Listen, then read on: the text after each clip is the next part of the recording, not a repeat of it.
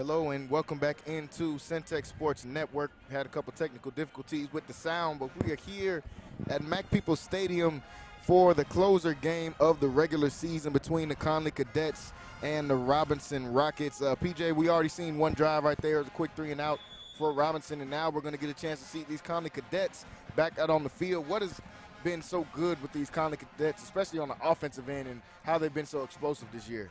They really just score willingly. We've really seen them utilize a lot of their athletes. You got guys like Kiefer Sibley, Jelani right here. There's plenty of games where they're scoring on the first play of the game. Yeah, yeah. Specifically Sibley. Yeah. I think they might have just broke a streak right there. Yeah. With, I think he had about 2 or 3 games in a row where he scored on the first play of the game. Yeah, we're really just seeing this offense this season. They kind of picked it up a little bit. They're still running the same offense from last year, but you just have so many guys that can get the ball and make plays, and that's what's really made this team very dangerous throughout this season. Yeah, just almost too many playmakers for some teams, and you see one of them right there, the main guy, one of the main guys with Kiefer Sibley, who's just been excellent all year, close to a 2,000-yard season almost. He's just under it, and we can't say just under because he might have a chance to get it this game. We don't know. We've seen this guy have a 400-yard game already this season, so just under 2,000 yards, which is incredible to think about getting 2,000 yards in 10 games. That's hard to do, folks. I don't care who you're playing against or who you're playing for at any level. That's just hard to do, and to see that guy be able to do that as you see him right now getting loose, and he's still on his feet. And this is McDonald up on his feet, and he could go all the way, and he will take this one all the way, and touchdown. Wasn't the first play of the game, PJ, but a couple plays in, they're able to get this one all the way to the house, and that's Jelani McDonald, one of the guys we talk about on this team a lot, one of the few seniors on this team, and he showed so much leadership for these Connally Cadet team all year long, right here showing off just an incredible athleticism, getting all the way down the field, breaking this one away, and getting in that end zone, getting in the scoring column early here in the game. You see them able to punch this one in for an extra 2 points, and that's going to make this one an 8-point game. 8-0 with 8:06 left to go here in this first quarter. And, PJ, they're right on track to what we're used to seeing these Connally Cadets doing. Yeah, this offense, man, going into the playoffs, this is really what you want. These last few weeks, the way they've been playing, overall, the whole team, this is really what you want going in with a lot of confidence and a lot of momentum. You can't be no better than this, Yeah. Each week it seems they're getting better and better. And when you got, like we said, you got studs on your team like that, as you see right there, Jelani McDonald. You got Sibley. You see Wiggins over there next to him. Just so many guys on this team that are real playmakers. And it's been a joy to be able to watch throughout this season. And we're expected for some more of that here tonight as we see 8-0 lead here with just 4 minutes gone so far in the game.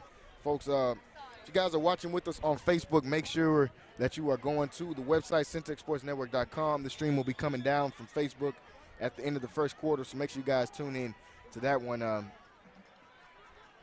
8-0 leads for the Cadets right now. Very quick offensive trip. We're going to get a chance to see this defense once again. And this one you see kicked off by Laura. And this one is going to be fielded late, and he'll be brought down. And great field position for this Connally defense, and a great way to segue into there for us talking about this Connally defense. And a lot of these guys play 2 ways, PJ, like we're used to seeing in 4A. But some of these guys, man, they're real ballers on defense, almost just as good as they are on offense. When you see guys out there like McDonald, you see right there, see Kiefer Sibley out there. They've got some more dogs on this team as well. You see down low with number 6, Caden Turner, and number 16, Isaac Perez. These guys cause a lot of havoc in the front 7. Yeah, I feel like some people don't realize McDonald is going to school to play safety. Yeah, he's going to play on the defensive end, yeah. You got Wiggins, is going to school to play safety. Yeah, Sam Houston commit. Kobe Black, of course, we know the number one. number one corner in his class. But they translate to offense so good, but really defense is really their strong suit, and that's what's really helped this team. You got guys on defense who can translate to the offense, but still be just, I mean, shut down guys on the defensive side, and you got other guys that's in the trenches, you know, like Caden Turner, that's making things happen down there, man. This defense is just as good, if not better than the offense, you know, just because of so many guys who are really defensive players. Yeah, and they've been able to, as you see McDonald get back there quickly, and I mean right on cue. That's exactly what we're talking about. The McDonald in the backfield, almost as soon as the play starts, and like we said, he's such a leader and such an explosive offensive player, as you just saw with the last drive. But man, this guy can play some defense. I mean, seeing him out there, you see why he was committed to Oklahoma State. He's opened his recruitment back up, but you see why they tried to come down here and come scoop him up on the defensive end to come out there and play in Stillwater. One of the biggest things I've noticed about this defense compared to last year, these guys do not mind hitting. No, these not guys, at all. They're doing a very good job at hitting this year, wrapping up. Honestly, I haven't seen no team really just rush the ball on them. Nuh-uh. Not even when they played China Spring, even when they played Brownwood, I haven't seen a lot of teams that just really dominated them in the trenches and just ran the ball all over them. I might be wrong, but I don't remember seeing no team, even the games that they lost, even playing against a La Vega team who still had Bryson Rowland at the time. I didn't see no team that could really just rush on them, you know. Yeah, their run defense is stout, and like you said, that's almost one of their better part. That might be the best part of the team is their run defense and how stout they are in that front seven. But then you got the secondary, and you got McDonald out there. You got Jamari Wiggins as a D1 commit. You got Kobe Black out there, #1 corner in his class. I mean, you just don't throw towards those guys. it could get scary out there for these teams when they're trying to throw. And you saw right there another quick 3-and-out by this defense, and they've been humming all season long, and they've really been the consistent factor for this team all year because we saw guys miss time. Guys missed some time this year, especially on the offensive side. Black missed some time, McDonald missed some time, Wiggins missed some time. So guys missed time on the offense, and the defense really stayed solid throughout the year and keeping this team afloat. So you see right here on first down, this one is going to be another lunge right to the end zone, and he will be able to get into the end zone for another touchdown right away, and that is Kobe Black right on cue. And, I mean, just so many weapons for this Connally Cadet team, and there goes another one of them right there. 247 Sports got him as the #1 player in the class, and we see right there why, folks. And Kobe Black, another one of these special athletes they have here at Connally. As you see them going for 2 right here, Sibley trying to get to the outside. I believe they'll be stopped for 2, so they'll remain with the 14-0 score early in this one, folks. 6:24 left to go in this first quarter, and PJ, we already see a 14-0 lead. Yeah, it can get very ugly. If they keep scoring like this, it can get ugly. We've seen certain games like this happen this year for them. Last 2 weeks. Yeah, last 2 weeks, man. This Connally team, and this is really why we feel like that they're going to be very dangerous in the playoffs. Yeah. They have so many guys, like we were saying, guys that got hurt, you know, got beat up a little bit at the beginning of the season, who set out, and these guys are actually, like, they're fresh right now.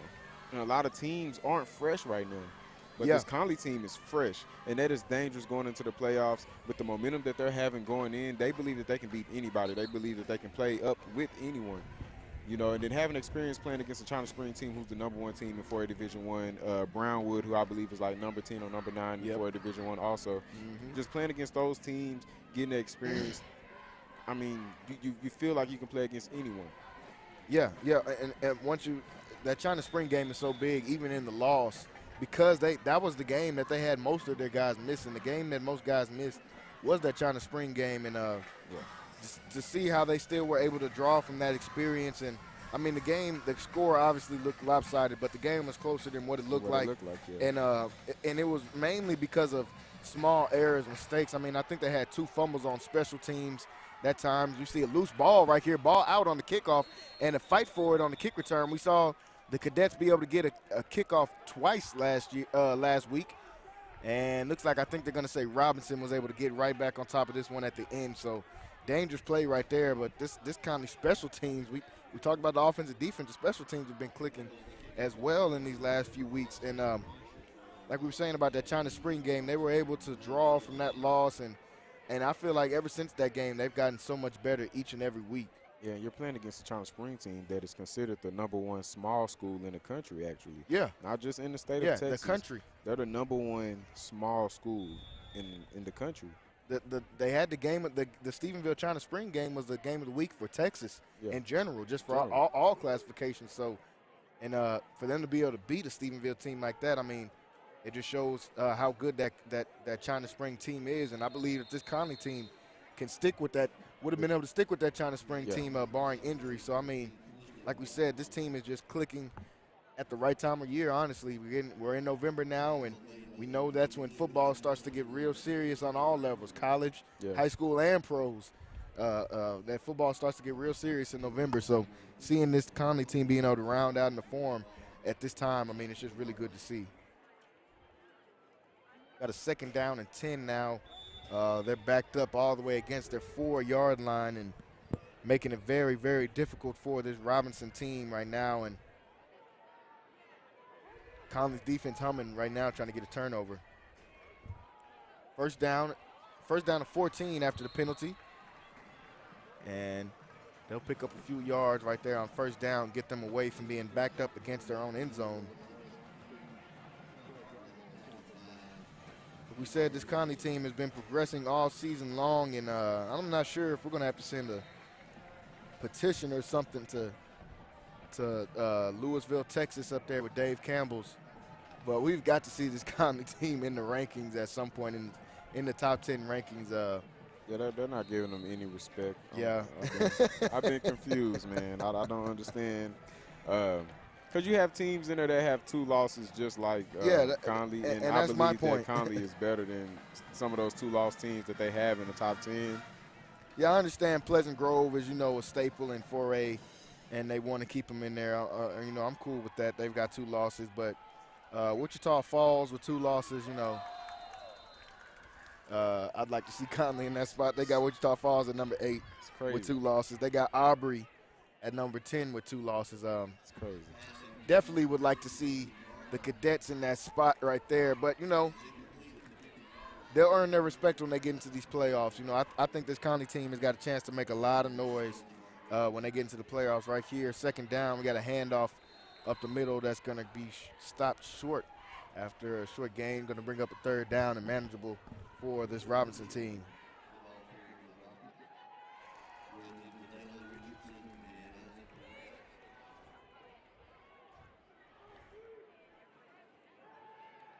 This Robinson team has had some changes. They've had some changes of coaching staff over the last few years and change of play calling philosophy as well, and they're going through some changes as we go. But teams like this Robinson team and, University, some of these other teams in Waco I'm ready to see their come up. I believe they're on the come up. Robinson, like we said, has had some turnover and some changes in coaching staff, but we know that this Robinson team traditionally has been good for some years, a competitive team, especially at the level that they play at. They have 4th down right here, lining up for a punt. See Jamari Wiggins back deep to get this one. And this one looks like it'll be picked up just past the 50-yard line. But excited to see the turnaround for some of these teams like a Robinson and University, I believe, tomorrow is playing for the district championship, which is a major, major turnaround from what we've seen just over the years at the University program. And we're all fans of seeing it. We love to see these Waco teams start to get back to where they were. It's not really a turnaround. It's kind of get back to where they've been in the past. I believe all these schools in Waco were good at one point. And to see them back, to see them with a 4-1 district record, I mean, it's been a long time since we've seen that out of a University squad. So excited to see teams like that doing better. As you see, McDonald let this one go down the field. This one will be incomplete. Had a man downfield, unable to get it to him right there. It's going to bring up 2nd down. I mean, yeah, when you speak on the Waco teams, man, I always have to take it back to around 2007, 2008, 2009, 2010, where like 19-3A was crazy. I was just talking with somebody about that a couple days ago. I mean, that division was brutal for all the players that played in that. I know we got players that watch on here now watching that that played in that era, that got to play on those like you said, District 19 at 3A. Robinson, China Spring, La Vega, Lorena, Connally, Stephenville. It was just so many. I mean, even sometimes Groesbeck. Like you had a lot of teams, man, at that time. And then you go to Waco High. Yeah. You know, with Salubi, Yeah. those guys, man. Then you had University was even decent around that time. Yeah. University's had some squads over the years. Man, it was just crazy, man. Around that time, I mean, Mart, Chilton. Still doing that thing. Yeah, so proud of Chilton and Mart. Right, Mart's always there, but Chilton's still undefeated and a top 5 team in Division 2A. As you see here on third down, this one's going to be another keeper for McDonald, and McDonald's still on his feet. He'll finally be brought down after he gets enough for the first down. So bring up another first down for this Connally team. Can't forget about Midway also. Yeah. I mean, definitely. It was just a gauntlet around Waco, man, with some of these teams. Yeah, no easy dubs when you came down here to Waco. Yeah, for sure. And I believe that Waco is getting back to that point. Oh yeah, for sure. Slowly but surely. And I mean, I feel like we're already there, man. You know, you look at this Connally team. You look at China Spring, of course. Yeah. Lorena, Franklin. Yeah. The greater Waco area Crawford, is on fire right now. Martin, Chilton, another deep pass, and he's got a man deep this time, and this one is going to be dropped. Looked like he had 2 men down there that time, and just couldn't hook up with him that time. Jelani showing off the arm once again that time. Receiver just couldn't bring that one down, and taking a couple shots already in this one, and it's going to bring up second down now. Yeah, he's going to want that one back. Yeah, he'll look back on the film. He'll look back at the replay on YouTube, which all of our games are on, and he'll be able to look back at that one and see. Should have snagged that one in. Second down now, 10. Ball on the 43-yard line. This one is going to be a handoff to Sibley. You see him bounce to the outside, and Sibley will be brought out of bounds. And those short 6 or 7 yard runs, PJ, are the ones that we talk about a lot when we talk about Kiefer Sibley, because he gives out so much sauce in those short runs that it kind of goes over a lot of people's heads, honestly, if you're not used to watching a high level of running back like that, how he can get in and out of those cuts in the backfield. I mean, that's not easy to do for all of our people that play running back or that played running back at one time. That's not easy to do at all, to make people miss consistently like that in the backfield and in the hole like that. I mean, the dude has impeccable, feet work. It's crazy. Yeah. You know, he can cut on a dime. You know, his jump cuts are insane to me. I mean, the guy just has so many moves in his book that it's just, he's a dangerous player, man, when he's out there. I mean, arguably one of the best running backs in Central Texas right now. Yeah. I mean, and there's a lot of good backs in Central Texas right now, a lot of good running backs. And I mean, it's just hard for you to tell me that somebody right now is having a better season than Kiefer Sibley.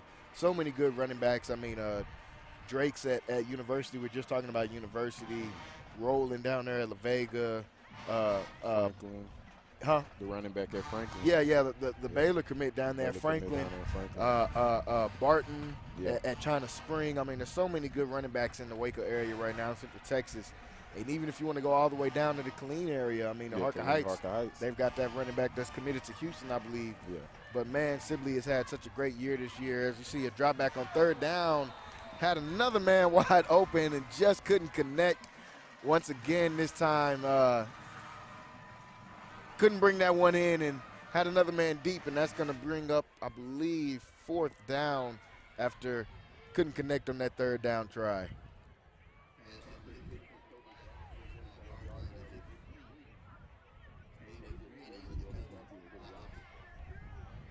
And it is fourth down, and I believe they'll right now keeping the offense out here. We'll see if we'll see a pooch kick, and I think we will see one from Sibley, and looks like we're going to get a false start to back them up a little bit.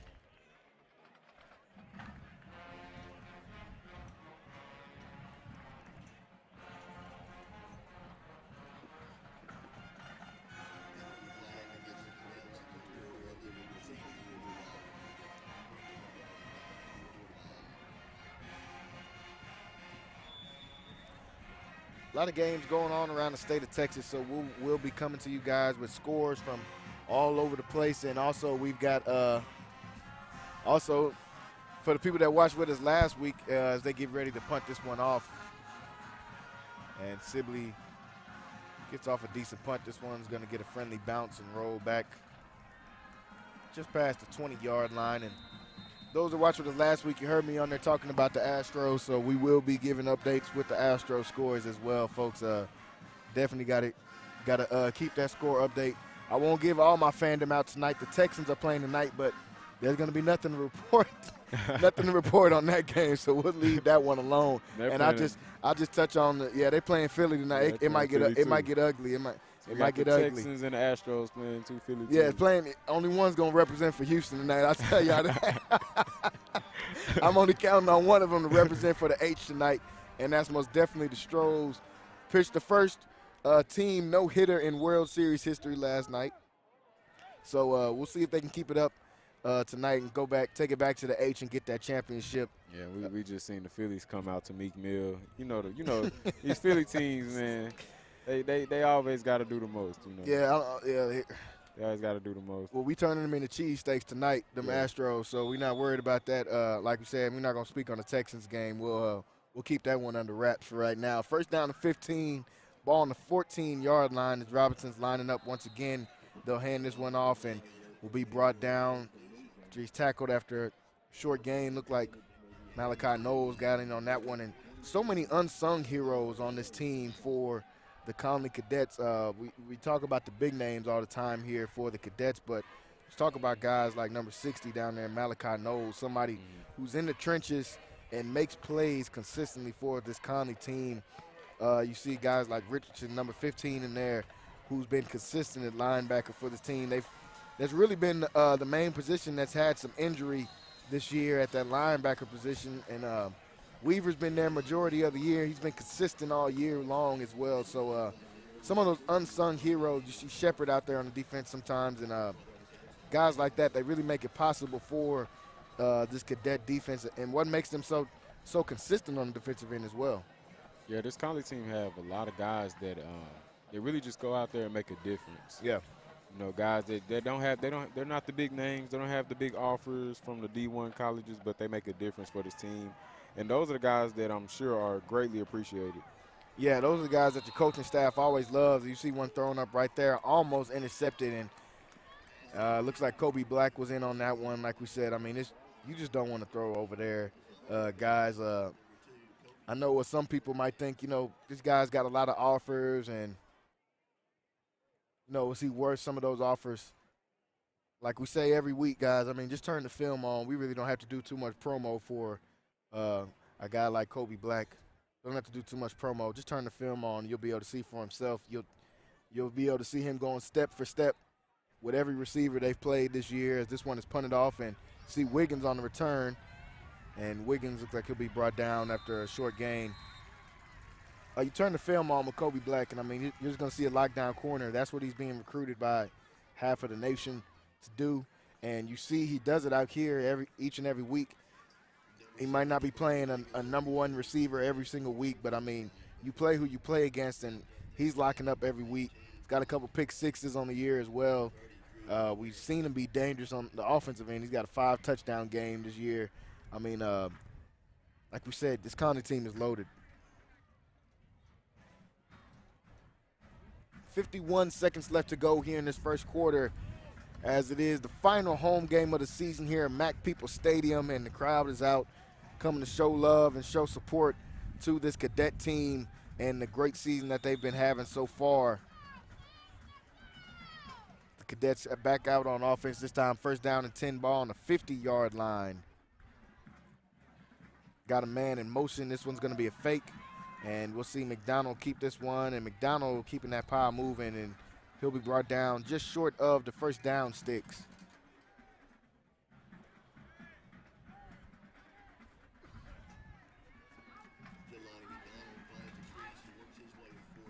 As of right now in the playoff projections, it's looking like Connally will either be playing Gonzales High School or was it Giddens, or could be the potential matchups for the Cadets.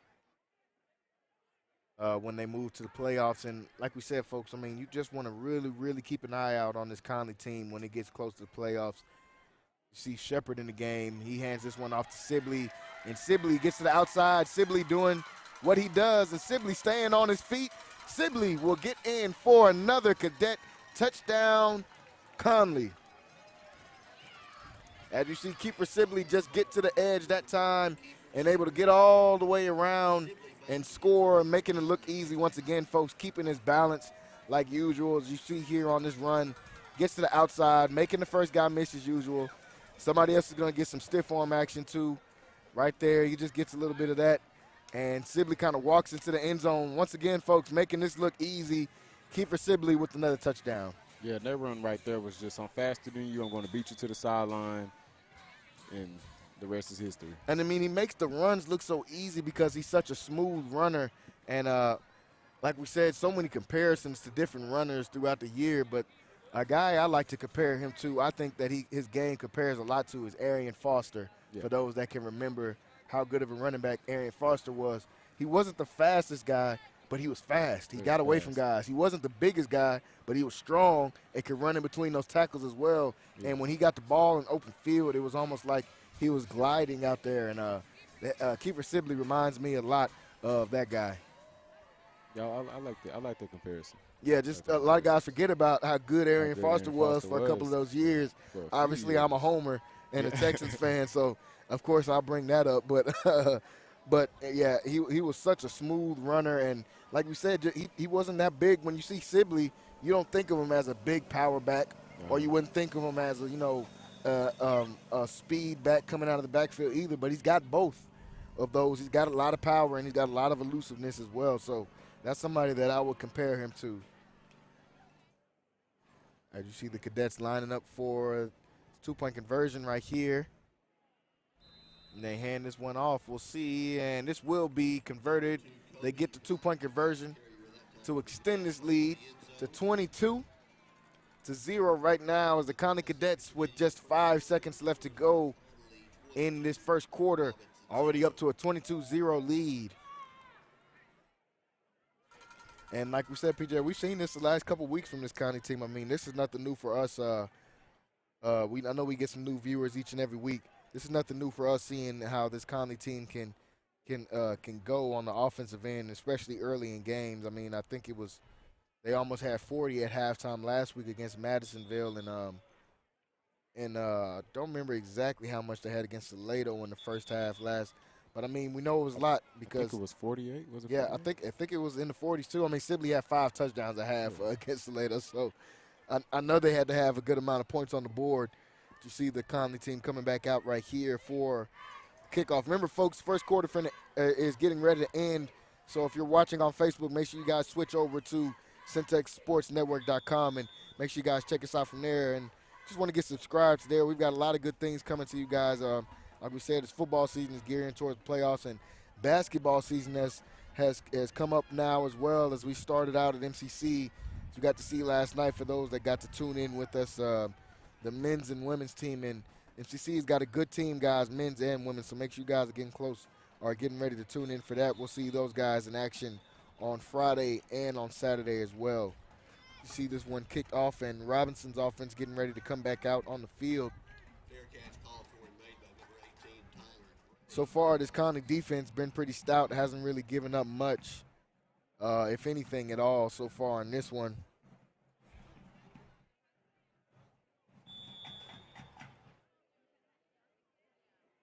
It's going to be 1st and 10, ball on the 25-yard line. We're already seeing some of the backups come in on defense. Yeah, and it is, like we said, last home game of the season, so I'm sure we're going to see a lot of seniors get in and get some playing time as well tonight, as this is going to be some of those seniors' last time playing on this field. See that short run right there be brought down after a couple-yard gain, and that will bring us to the end of the first quarter, folks, and what's been action-packed for this Connally offense so far. 22-0 lead is the score after one quarter here at Mac People Stadium on the final home game of the season for the Cadets. We'll be right back for the start of the second quarter. You watch the Centex Sports Network.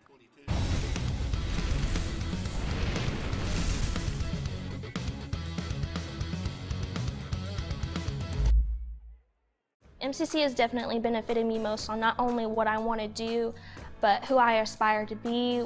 Expect every professor to help you become who you want to be and more. Create your own success at MCC. Hello, my name is Roy Gillis, CEO of Lighthouse Streaming, and you're watching Centex Sports Network. At Waco High, they have these pictures of when you go to college or whatever, and you take these pictures from your freshman year and send it back to Waco High, and you would walk through this hallway, you see Curtis Jones, and you see Jay Johnson, you see all DeGrade and all these guys walking back down. I mean, everybody, you walking through, you like, man, I'm gonna be up there one day. Back to the action here, Mac Peoples Stadium, start of the second quarter. You see Robinson with the ball. They'll give this one to their running back to get to the outside there on second down. It's going to bring up a third and short now.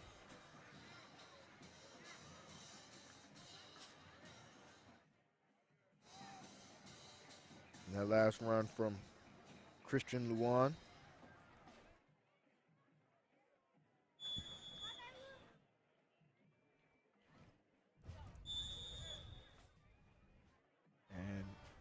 See the ref whistling them back into play. First down is what they'll say now, so they will get enough for the first. First down and 10, ball on the 35-yard line, and drop back for a pass this time, and this one is going to be incomplete on the sideline. You see a flag come out in the secondary.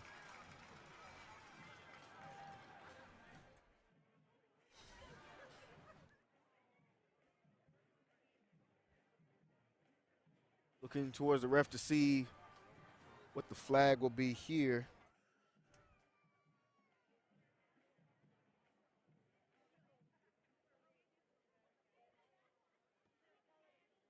And I believe this one will be against the Cadets as we see the Rockets moving forward. So this one's going to go against Connally and move this one forward and give Robinson some extra room. Offense has struggled so far in this one for the Rockets.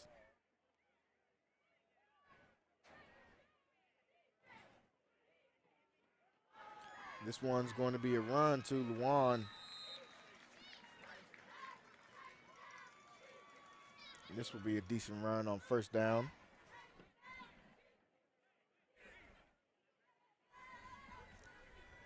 Folks, we've got action from a few games as a lot of games move to this Thursday night window due to the weather that's supposed to happen tomorrow.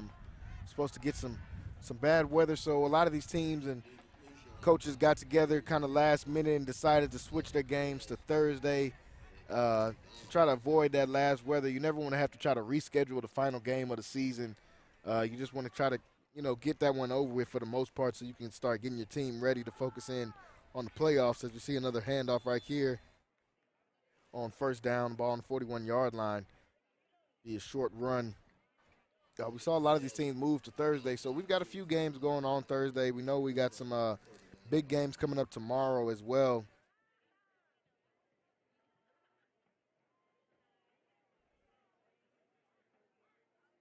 I know a lot of these coaches, we were talking before the game, a lot of these coaches might decide to keep the game tomorrow in the inclement weather. You're playing a certain type of player. You might want to try to play him while it's raining outside or while something else is going on outside. You might not want to have to deal with him. We see a big run right here coming out of the backfield for the Rockets, and that time they're able to get some space and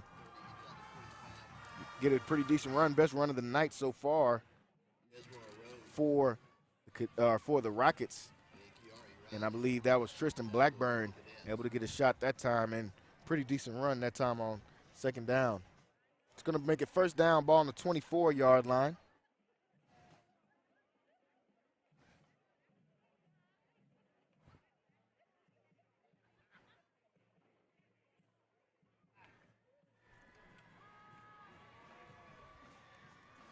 And this run, so he's going to run right into the pile this time, and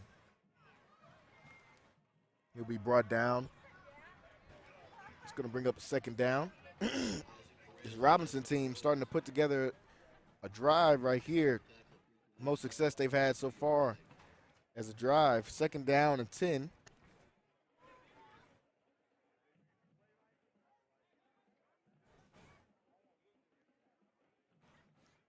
Looks like they're looking back to the coach to get the play this time. Definitely want to try to capitalize as they're this far into cadet territory.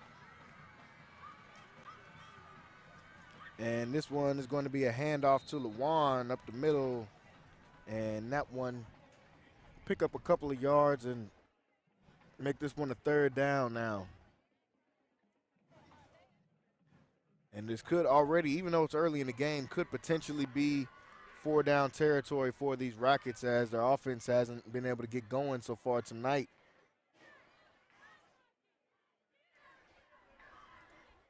Third down and 9 now. Ball on the 22-yard line still. Drop back for a pass. He's got some pressure. He'll launch this one in the air, and that one very close to being picked off that time. And that time, Jamari Wiggins was back there to try to get his hands on the ball. And like we said, just too many dangerous guys to throw the ball to out there. When you try to throw it away from Kobe Black and you throw it out there to Wiggins, who's a Sam Houston commit. So, I mean, it's very dangerous whenever you let the ball go in the air against this cadet team. Yeah, I mean, this cadet defense, I mean, they just got guys on the back end who are just shut down guys. I mean, at corner and safety. And we'll see another pass, and they go right back to him this time. And this time, oh, almost got the interception, just couldn't bring that one down. And like we said, I mean, it's dangerous throwing that ball out there, folks. And on 4th down, they go for that one and try to catch him in the air. But this Connally defense and these Connally DBs just not giving up an inch right now. Turnover on downs and gives this one back to Connally. And got to see those DBs in action once again, but especially as they got closer to that goal line. And that's when this Connally defense really tends to stiffen up the most there. Even on the games that they've given up some stuff, it's been a lot of a bend but don't break type of defense. And those are all qualities and traits you're going to need to go forward once you start getting into playoffs, because we know it turns into a whole different season once the playoffs start. 1st down and 10 now. This one's going to be a QB keeper for McDonald. McDonald's got some room to run again. McDonald making some people miss. McDonald still on his feet, trying to cut across the middle of the field. Still going. Now he's going to cut back the other direction. McDonald now will finally be brought down out of bounds at about the 35. Strong run right there from number 4, McDonald. And you see some of the college games and pro games, you see the next gen stats with how many yards. I'll be interested to see how many actual yards he ran that time. It's going to be about a 30-yard game, but he could have ran about 70 yards on this run right here, PJ. Yeah, I mean, the guy is just an athlete. You're just seeing the strength. You're seeing all the moves he's making. I mean, it just makes sense why the guy has all these D1 offers. Yeah, I mean, just a playmaker when he touches the ball, man, a real playmaker. And like we said, he's a stud on defense as well. So, I mean, McDonald, like we said, been the heart and soul for this team all year. They drop back. McDonald takes another shot deep, and this one will be caught and flipped into the end zone. As you see, Jalen Nobles able to bring this one in, and this time they do connect, and it's with his new weapon on the outside. Nobles able to get the touchdown and makes this one 28-0 for the Cadets. You're just seeing, look at this, going over the top. Athleticism to go up forward, flips into the end zone. I mean, number 5 has been a guy this season that we've really been talking about a lot. Yeah. I'm looking forward to him get some offers also. Nobles has really helped this offense go to another level, and we've really seen in these last few weeks that he's been dangerous going over the top, making plays like that. Yes, they've added another wrinkle and another dimension to their offense whenever they're able to get him the balls. As Sibley is able to walk in right there for a 2-point conversion. And whenever they decided to move him out, he got a lot of time at running back as well, but when they moved him out to that receiver and gave another over-the-top option to McDonald, I mean, they really, really opened this offense up. And Noble's one of those guys who is a good basketball player. I mean, a really good basketball player. Yeah. And they've got McDonald is a really good basketball player as well, too, seeing him out there. But you can see how right there how he went up that, you know. I love when I see receivers go up and high point that football and catch with their hands. We see a lot of times nowadays we see the I mean, we don't want to mention it, but like a Marquise Brown type of catches is what I call it. Yeah. Guys that catch with their body, catch every pass with their body. It could be a slant, it could be anything. They catching it with their body, a post route. They catching it with their body. I mean, but I love to see receivers go up and catch that ball with your hands and make sure that you got the catch that time. And we saw Noble's able to jump up and do that on that last play. See right there on the sideline, a lot of dangerous players for this Cadets team, and see a couple of them right there. And Nobles, like we said, just add another wrinkle to this offense. And we say it every week, guys, this team is going to be dangerous in the playoffs.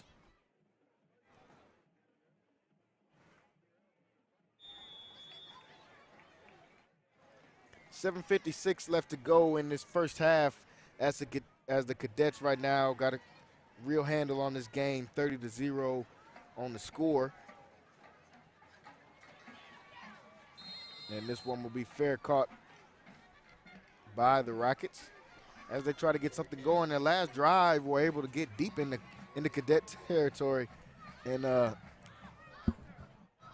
they were able to get deep into Cadet territory that time. So we'll see if they're able to keep that going on the trend this time coming out.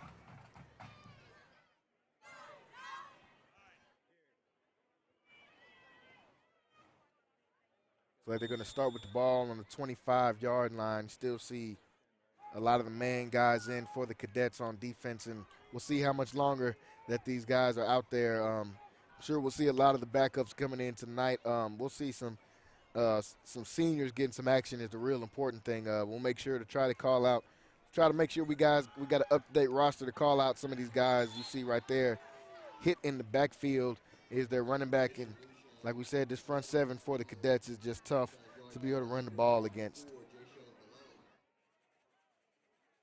And that was Jay-Sean Malone, the junior, coming in right there. And over the last couple of weeks, somebody we've seen coming along as well. Another one of those names you get to add in the mix as Malone that time able to get into the backfield.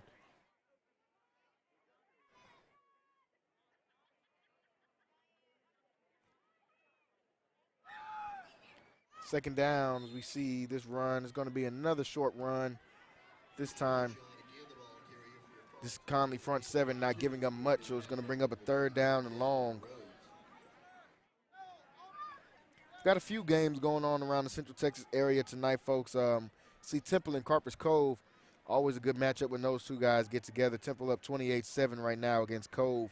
La Vega right now in the first quarter up 7-0 against Stephenville, so I know a lot of people counted La Vega out, and Stephenville's been a powerhouse this year, and La Vega's dropped a couple games. But like I was telling some people this week, man, that's never going to be an easy game when La Vega lines up against Stephenville. This one, a pass in the air, and was this one brought in? We'll see, or is this one will be incomplete? I believe incomplete right there on the pass. And like we said, that La Vega-Stephenville game, that will never, as long as those two play each other, will not be an easy game for either team, honestly. It's a 7-0 lead right now for that for La Vega going against the state champs. Hillsborough up 7-3 on Venus. Whitney up right now against Dallas Gateway Charter 21-0. Troy down 7-0 to Cameron Yo as the Robinson getting ready to punt this one away. Marlin up right now on Valley Mills in the first quarter 7-0. We got Rosebud Lott taking on Moody. 13-6 lead against Moody for Rosebud Lott. Mart up 40-0 in the first quarter against Hubbard. Those Mart scores always kind of trip you out to see is that really the first quarter score, but they say first quarter is 40-0 for Riker, and I mean we're not surprised about that at all. Or 34-0. I see they changed the score, updated it right here. Bishop Riker up 17-14 on Weatherford Charter, and Bremond up 24-0 on Lola. Got a few games going on around the Central Texas area. You'll see a punt, and we'll see the Cadet offense get a chance to come back out onto the field. Those are some of the scores from around the Central Texas area. We'll try to get any scores that we can grab from around the Texas area. I'm sure there's a lot of folks playing on this Thursday night due to the weather that we could potentially be getting tomorrow. This one, another keeper for Jelani McDonald, and he gets out of bounds. Folks, if you go on our Instagram or Facebook, you'll see we put out video of Jelani McDonald before this game started. He was the player of the week for Centex Sports Network last week at 287 yards total, against Madisonville, and 3 touchdowns to go with it. And off to a good start here tonight as well against this crosstown foe in the Robinson Rockets.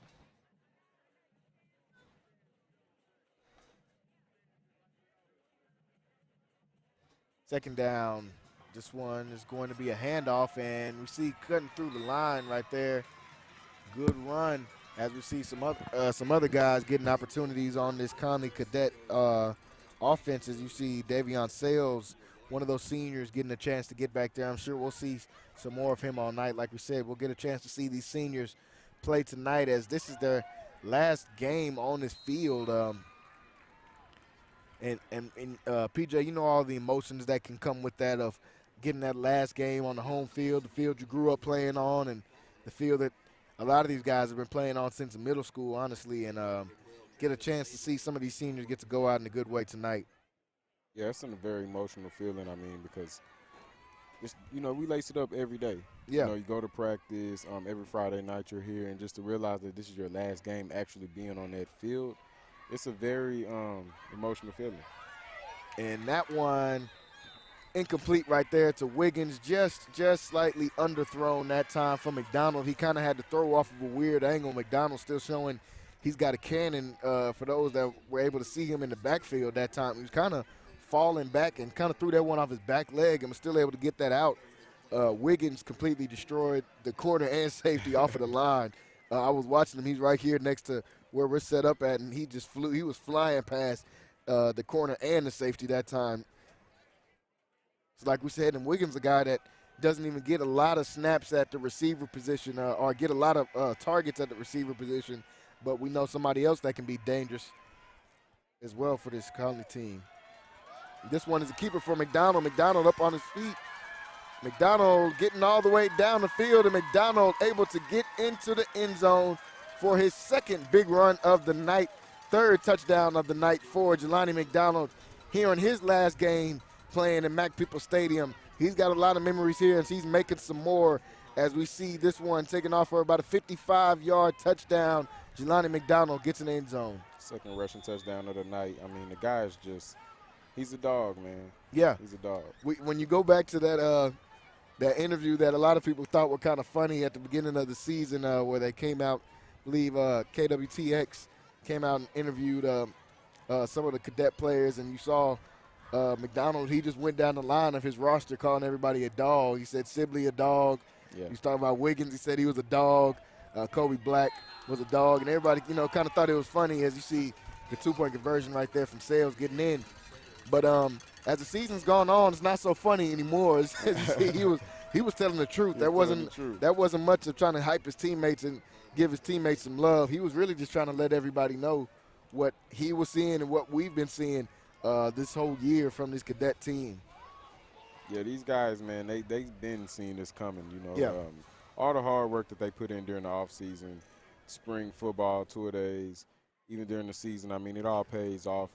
These guys are clicking right at the right time, going into the playoffs, man. This is going to be a very dangerous team. And some, like me, I might say that this might be one of the most dangerous teams in 4A Division II going into the playoffs. I'll definitely go out on a limb and say it's the most dangerous team that no one's talking about. I know we're always tuned into the different sports podcasts around Texas that cover high school football, and you just don't hear a lot about the Connally Cadets. They'll mention them every now and then when they talk about some of their individual players, but I mean, these guys, when they put it together, this is a dangerous team, and they've shown it throughout this year and showing it again here tonight.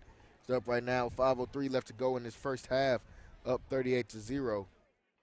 Yeah, you want to be able to fly under the radar like that. I mean, when guys are I think coaches love that. Yeah, coaches love that. I mean, you got so many guys talking about you. Sometimes your players, they might get the big head, Yeah. and they might go into a game and not take it as serious because they, been listening to everyone talk about how good they are.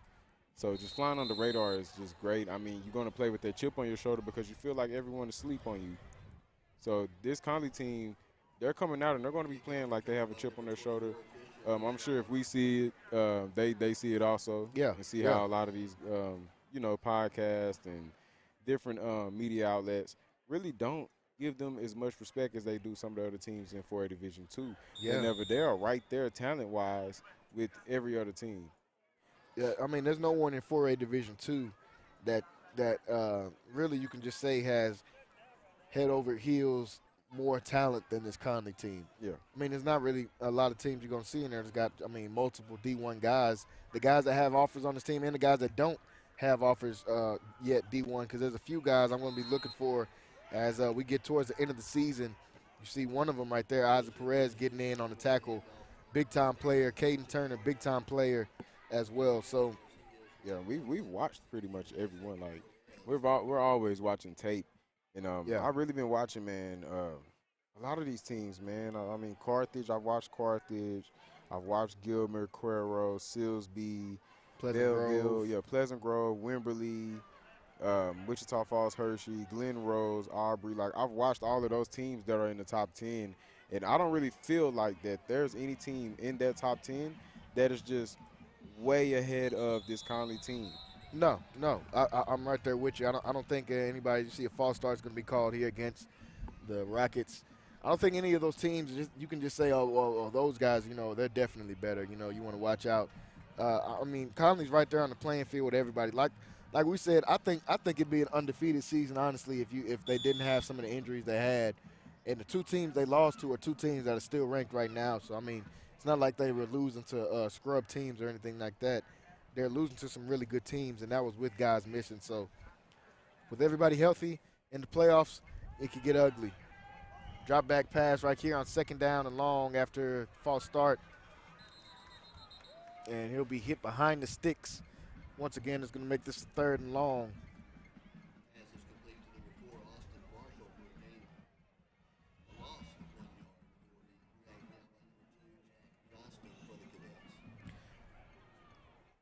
Got to update World Series score 1-1. I know if everybody, for most of the people watching at home, you might have this turned on, especially for our baseball fans already. You probably already have. Might have us on split screen or might have a Centex up on the computer and the World Series up on another device. But right now it's 1-1, middle of the 3rd. Tied up. And my Texans not looking too bad, folks. So don't do me bad for my Texas fans if we have any on the stream. Don't do me bad. But, yeah, you see this one is going to be intercepted right here, and they played with fire just a little bit too much. They threw this one out to Wiggins, and I knew he was going to get his hands on one of those. I mean, they were playing with fire a little bit too much. A guy that had a pick last week as well, a guy that's been when you want to talk about progression throughout the season, I mean, his progression has just been on a hill, just upwards all season long.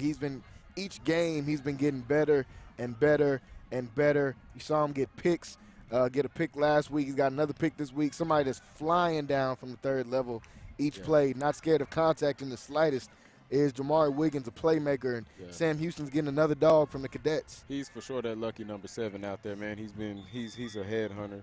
A guy that we only been seeing elevate throughout these last few weeks. You know, the guy is he's dangerous whenever. He's just as dangerous as if you're throwing it to Kobe Black or even Jelani McDonald. See right here, run on 1st down, and this one bouncing to the outside, still staying up on his feet, and looks like they give this one to big number 6, Caden Turner, and I can see exactly why nobody was trying to hit as he came around the corner. Having some fun here on senior night as you see number 6 get a chance to tote that rock coming around here. And we was talking about this before the game. I said, man, I really want to see them put Caden Turner on offense. Just give the ball to him. The guy has hands. He's athletic, man. You see he's happy, man. He just made a big play. Got a pick 6 on the year, man. Yeah, I mean, man. We're going to be putting out some film on this guy. I'm not sure exactly why. You got to put more respect on that guy. He doesn't have more of the offers. I mean, he should. This guy is, I mean, he's a straight baller. As we see Sibley getting another carry right here. Just Sibley with another run. And, I mean, he was already giving him the moves. He didn't have to give him the shoulder too, PJ. He gave him the shoulder too. He was already giving him some dancing moves in there as well, and drops the shoulder. He's on Black Air Force activity on the back half of this season because he's been out here with no gloves, folks. I want people to recognize that. As you see right here, gives him a little heem, and then ducks that shoulder in the truck. Kiefer Sibley and this whole cadet team out here having fun right now. That guy's the truth for sure. He's the truth. You see right here on 2nd down and 4, Going to pass this one out to Rhodes on the outside, and he'll be hit just short of the sticks. And like we said, Sibley, I'm not sure. He might have been doing it all season, but I think I started to notice the second half of the season. He's not even wearing gloves out here. He's out here running like it's, 1961 with the no gloves on. He's been on Black Air Force Energy for the back half of the season. And you see right there on the replays, you see Big Caden Turner got this one. And PJ, he was coming around that corner. I didn't see anybody trying to make any hits. Nobody wanted to hit him. He was coming down here. He got some speed to him. He's got wheels. He's got athleticism as well. As you see Sibley get this one once again, getting towards the outside, throws another guy off of him. Patient run, sticks back inside. Each one of these runs are very entertaining, at least for us folks and for all of the running back fans I know as well. The people that just really love watching the running back position. This has just got to be fun to watch. I mean, the guy right here, he had like 3 guys right there.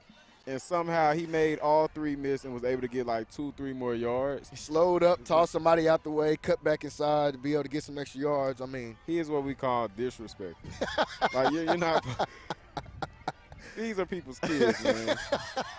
As you see, Rhodes able to punch this one in to cap off the touchdown drive of what's been a good drive right here for the Cadets. And looks like might see some penalty flags coming out that might bring this one back. I think they might have called him for holding on this one, so that'll bring him back a little bit. But like you said, a lot of these runs, I believe they'll back him up for holding right here. A lot of these runs have just been so much fun to watch, and not just in this game, but just all season. Folks, when you talk about this Cadet team, they got so many weapons on the offensive end, and it's fun whenever they're able to let the guys get the ball out in space like that.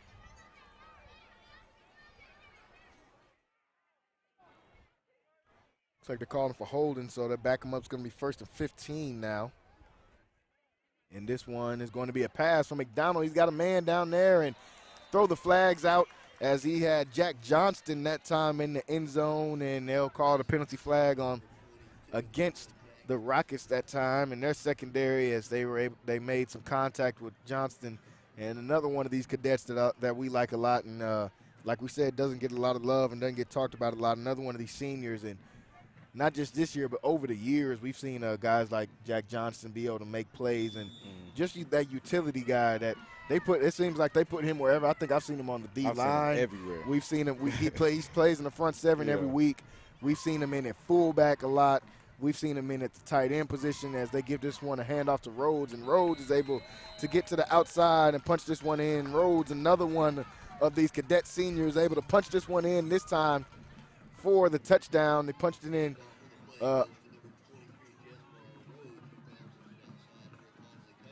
Looking to see if they had more penalties. So no penalty flag this time. Was able to punch it in a few plays ago, able to make up after the holding call and get back in the end zone once again. Another one of these seniors and another one of these utility guys that we see all over the field. We see him in linebacker. We've seen him at receiver. We've seen him playing in the slot. And these are some of the unsung heroes for this Cadet team that makes these guys so dangerous. Yeah, these are the guys who, we see them every week. Yeah. They put them in different places. I mean, we see them on special teams. We see them on offense, defense. Those guys just make plays. And really, man, we see a lot of the athletes. We see the main guys that we always talk about. But those are the guys who really keep this team going, keep this team, moving. So really, just shout out to all the guys. Definitely Johnson and Rhodes. Yeah, those guys. They play wherever they're asked. That's what you love to see as a coach, when you can ask a guy to play almost anywhere on the field. You see, for the 2-point conversion, they got to roll out, try to get that one to Johnston, and complete that time.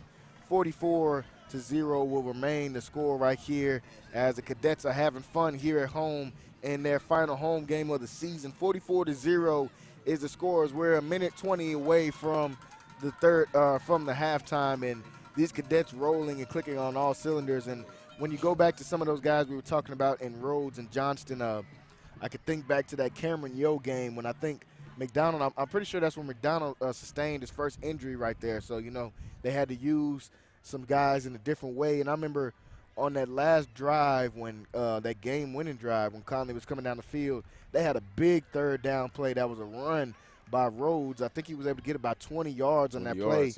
And that set up that set up Kiefer Sibley being able to get into the end zone. And, I mean, just those little plays like that or those ones throughout the season, because we talked about during that Cameron Yo game, those was one of those games that maybe last year that Connally team would have dropped. They would have let the moment kind of get ahead of them. But this year they were able to capitalize on just about all of those moments. Yeah, man, these guys are very important. Just speaking from experience, those type of guys that are on the team, man, those are some of the most loved guys on the team. Oh, yeah. The most well-respected guys on the team. So it's just really a shout-out to them guys, man. They work hard every week. I mean, we see them guys make plays every week, you know. And it might not seem that big of a play, but a lot of the plays that they make are huge for this team. Yeah, a lot of those plays, I mean, you see them on special teams. You see them on the offense. You see them on kickoff. You know, you see these guys everywhere. And, I mean, like you said, you can't ask for anything more than that when you're a coach. And you can get guys that go out there and consistently play hard when they're not getting a touchdown. You know, it's easy to get a guy to go out there and play hard a little bit when he's the one getting the ball for the touchdown all the time. But you see those guys going out there playing hard each and every play when they don't always get a chance to get the ball. So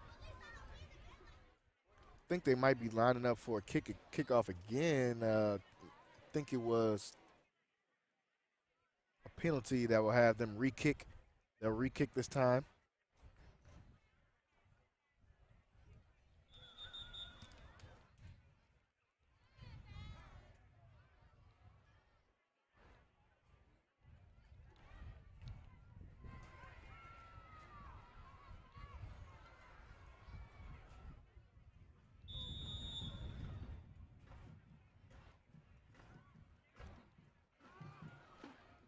See the Cadets coming back out. They're going to re-kick this one. I think it was a penalty on the last play, and they'll line this one up to re-kick once again. And this one is booted by Eric Lara. Be returned at about the 10-yard line. And decent return for Robinson as they're able to get all the way down to the 30-yard line.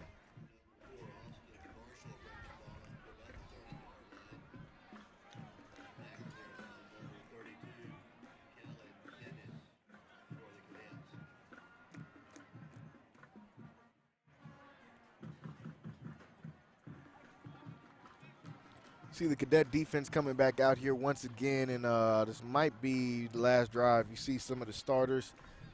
This one is going to close out the first half. 1:09 left to go here in this first half.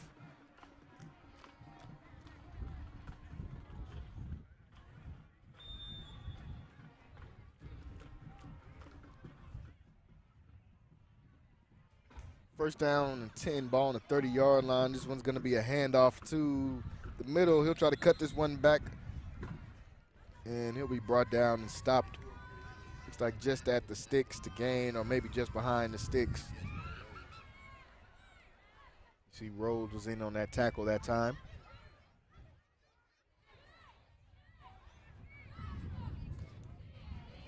And Robinson looks like they're going to try to run out some of this clock and maybe get to the locker room, see if they can talk some things over as well.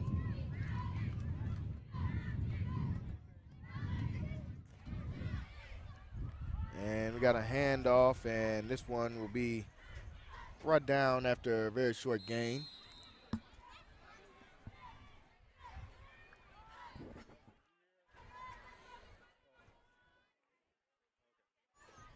And we see this clock ticking down. Could see them take this one into the locker room. We'll see if they'll try to get one more play off.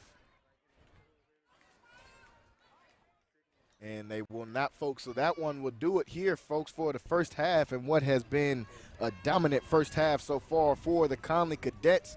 In this one, a 44-0 first half. Statement first half for Coach Garrick and the squad. And for these seniors getting the chance to play on the final home game of the season, getting a chance to come out here and make an impact in the first half.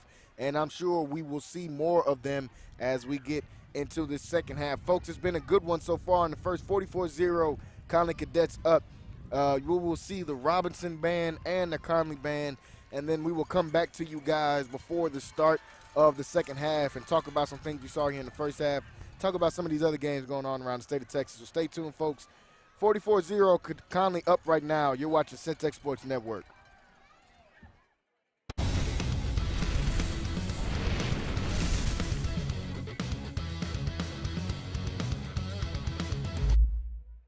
At Waco High, they have these pictures of when you go to college or whatever, and you take these pictures from, you know, your freshman year and send it back to Waco High, and you would walk through this hallway, you see Curtis Jones, and you see Jay Johnson, you see all DeGrade and all these guys walking back down. I mean, everybody, you walking through, you like, man, I'm gonna be up there one day.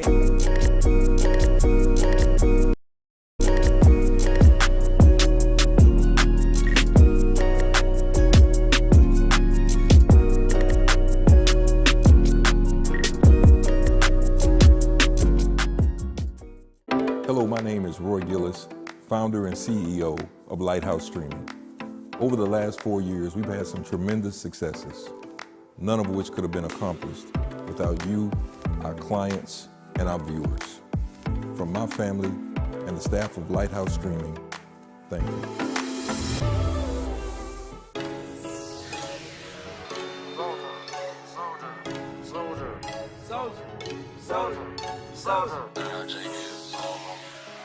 All the pretty girls stand up.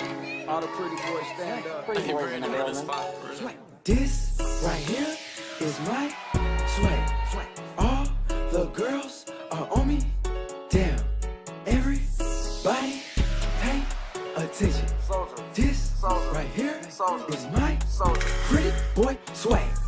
Pretty boy swag. Pretty boy swag. Pretty boy swag.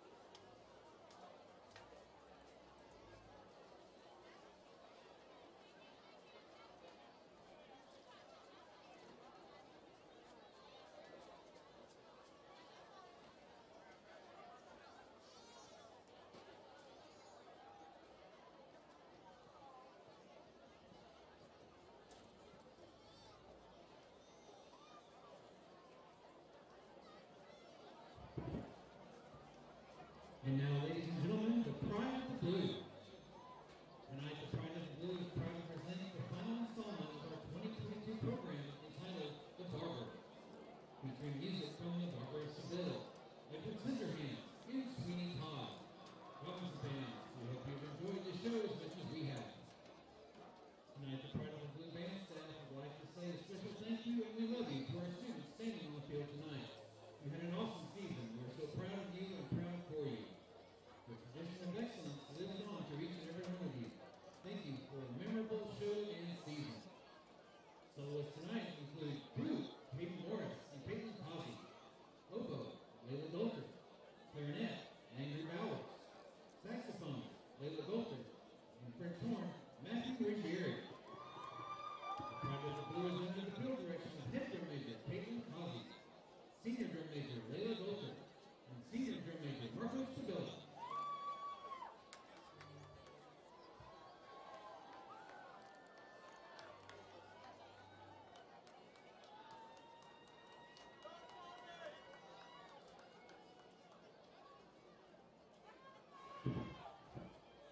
Ladies and gentlemen, the Pride of the Blue.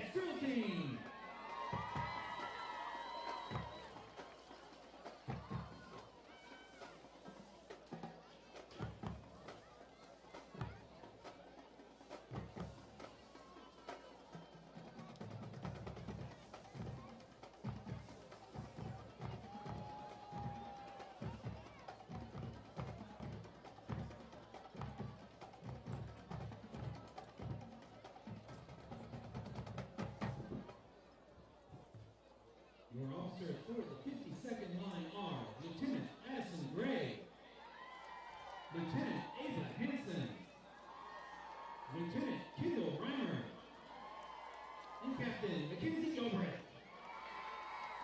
The Spirit Girl of the Week is Faith Tarbush. The Rockettes are under the direction of Marla Moore and Brooklyn Bearden. Tonight, the Rockettes will perform a streamer routine to Hot and Cold. We would like to dedicate our performance tonight to our seniors, Mackenzie, Kendall, Addison, Riley, Allison, and Caitlin. Thank you for all your leadership, your years of dedication to our team, and for the great memories that you continue to give us. We are so proud of you. Seniors, this one's for you.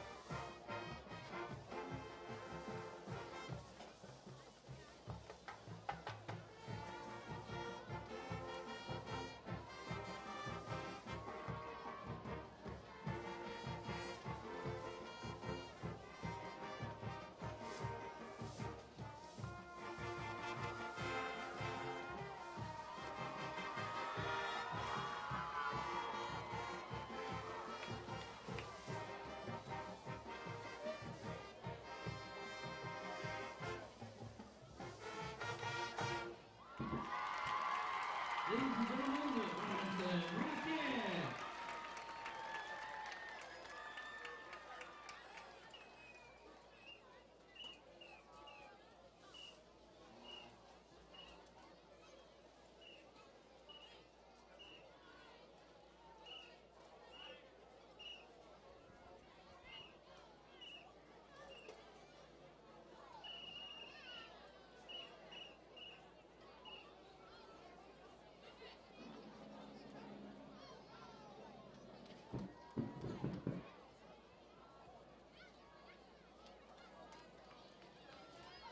Ladies and gentlemen, at this time, please direct your attention to the center of the field as we welcome the 2022-2023 Connally High School Blue Angels. The Blue Angels, under the direction of Cassidy Winston. Captain for the Blue Angels is Destiny Gonzalez. Co-captain, Amaya Burrow.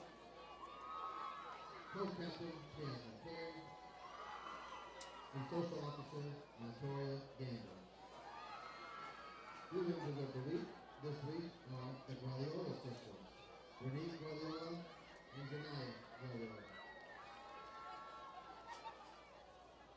Tonight's Blue Angels will be performing a routine to salute.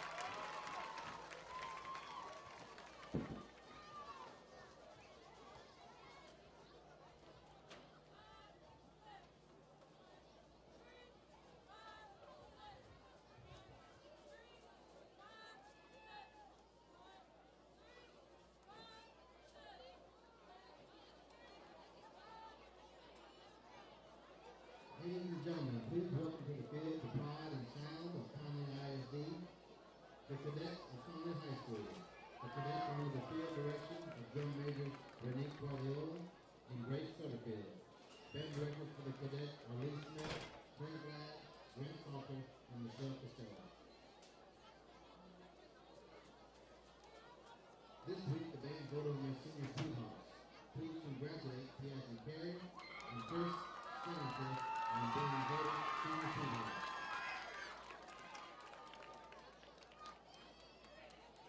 The cadet band would like to thank our corporate sponsors, Member First Credit Union, Integrated Smokehouse, and Cargill.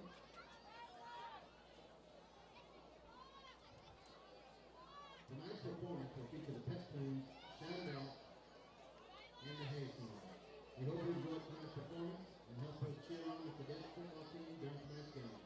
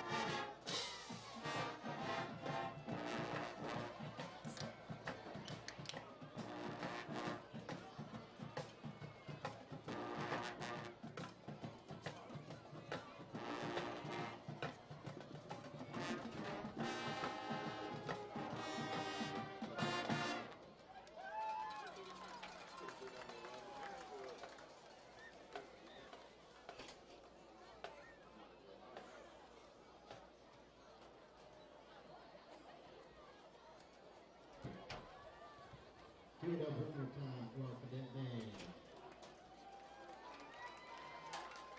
Also, a special shout out tonight for our varsity cheerleaders and Miss Brittany Smith. All their hard work and dedication to keeping our cadets pumped up and loud and proud. Thank you very much, Coach Smith and varsity cheerleaders.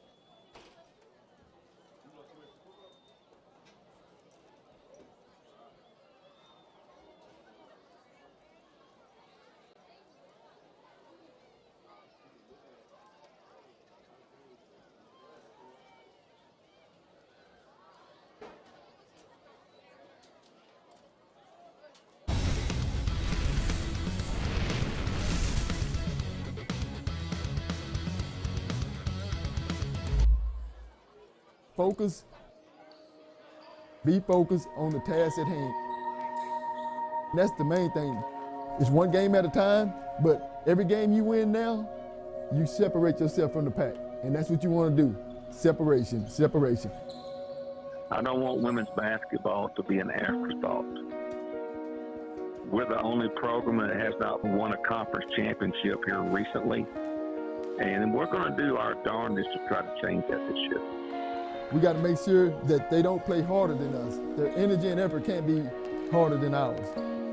They just have been so special. They've given me everything they have on the court. Their work ethic is tremendous, and their attitude's been great.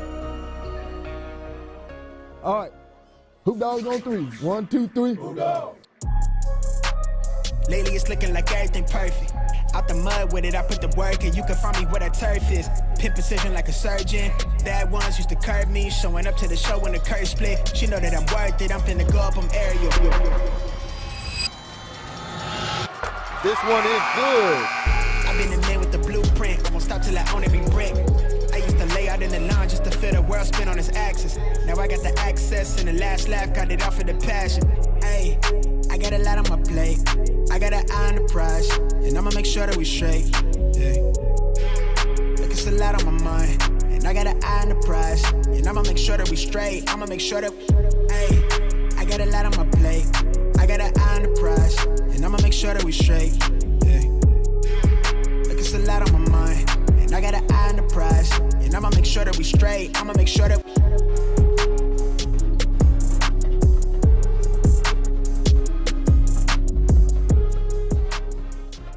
MCC has definitely been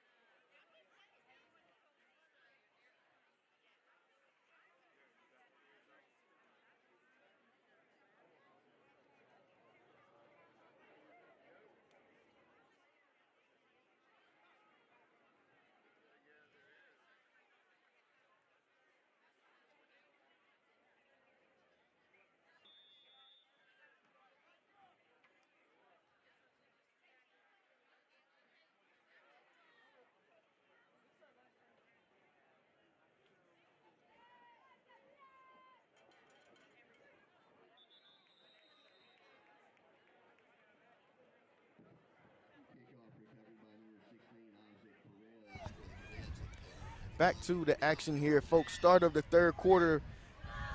Dominant first half we saw from the Connally Cadets in that first half, 44-0 lead for the Cadets as they come back out here on the field. And I'm sure we'll see a lot of the seniors in the game tonight. And, you know, we've already got to see some of these seniors making an impact so far in the first half. So we'll get to see a lot more of those guys as the second half goes on. PJ, what did we see in that first half that got Connally out to this big lead right now? We've seen them really just be Connally, man. At Yeah. this point, this is Connally. Yeah, this is what they do. This is what they do every week. You've seen a lot of the guys. I mean, you've seen right now a lot of their main guys touching the ball, and you even seen certain guys who aren't like the main guys that we always talk about touch the ball. You seen them going over the top. I mean, they weren't scared to throw the ball down the field at all. First half, I mean, I seen them at one point. What, it was like 3rd and 17? Yeah, 4th and 17. Yeah, 4th and 17. You know, and they didn't care. They went ahead and threw the ball down the field. So we're really just seeing Connally be Connally, man. And there we go, right here. Kiefer Sibley breaks one off right there, right on cue, as he does just about at the first few games of each play.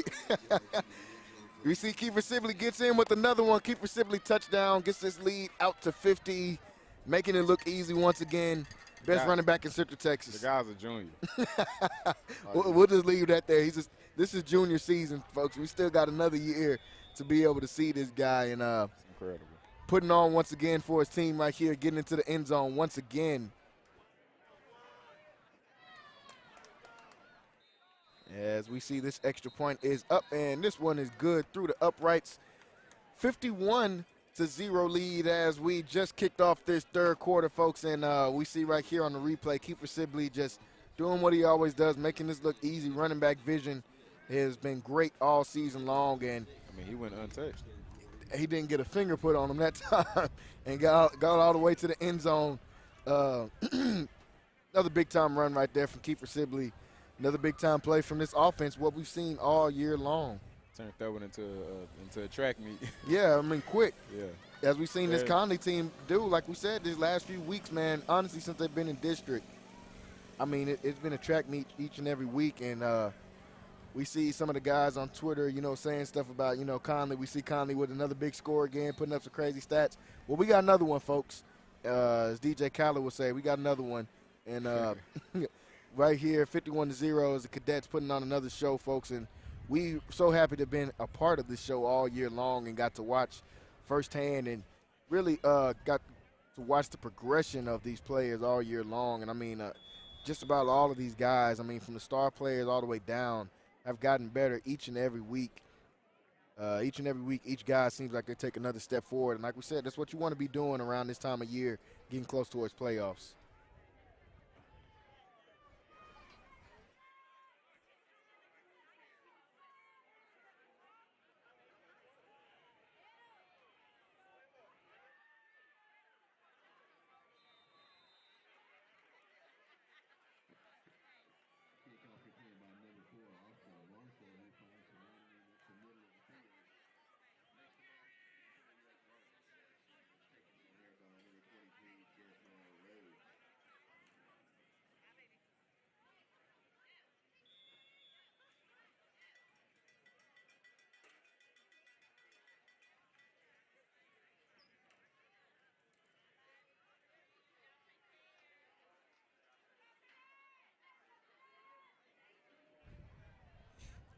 First down and 10 as we see this Robinson team come back out, try to get some momentum going on their offense. And they're going to let some of their guys touch the ball as well, as we see a good run here on first down. Gets all the way to the 50-yard lines. Good run right there by the Rockets. Taken down by Wiggins one, and it looks like that was Blaine Lathern, senior running back. And like we said, I know what. Get some more of these seniors getting the ball, and they give the ball right back to him this time, and he picks up another good run. So seniors getting some love here tonight and getting some love on this drive right here is Blaine Lathern, 2 big runs back-to-back.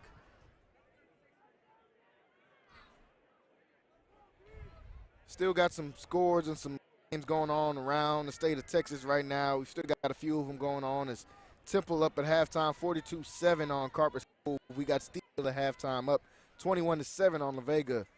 Hillsborough up big against Venus, 48-0.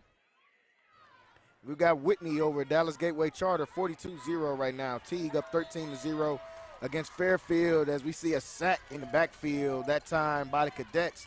They're able to get back there once again, and that time we see Jay-Sean Malone getting in on the action again. Got Axtell up 34-0 on Itasca. Marlin up 28-14 in Valley Mills at halftime. Rosebud Lott 20-13 up on Moody right now. And Mart up 62-0 on Hubbard at halftime. Mart putting up those mad numbers like usual. They honestly could score 100.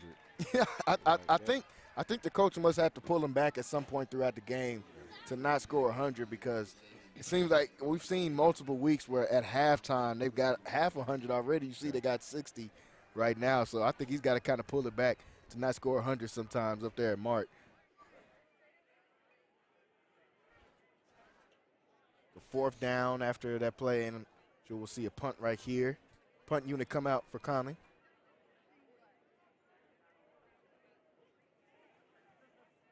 And this one kick back. And roll, looks like rolls out of bounds. And see this Cadet offense coming on to the field. Here we'll see some more of these seniors and some more guys getting some touches as we go into this one, folks. Talked about a little bit earlier in the game. We were talking about that Astros and Phillies game as Right now, the Astros up 2-1 at the bottom of the fifth. And talked a little bit about that Texans game, Eagles game. I thought my Texans might have been a little bit out the fight, but right now we're knotted up 14-14, heading into the start of the third quarter. So got H-Town doing big things. yeah, well, big things tonight. they're going to be making up for my Rockets right now, who are we're not going to talk about them either. You see right here on first down, we see Rose with another carry.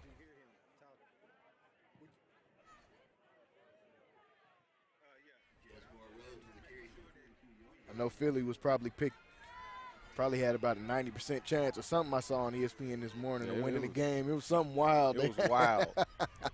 They got to remember these guys are pros, man. You can't be making the spreads that big. You see another good run right here by the Cadets, and that was Rhodes once again, another guy we've seen get some touches throughout the season. Another one of these seniors for the Cadets.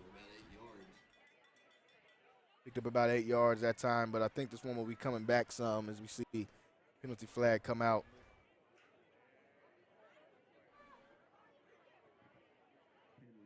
Getting closer and closer to rivalry weekends here in college football as well, folks. We got a couple big rivalry games, huge games that I'm excited to see. A few of them in college football as well for the college football fans we have on here. Second down and 14. Cadets lined up on the 32-yard line, and this one is going to be a handoff back to Sales, who's had some good runs tonight.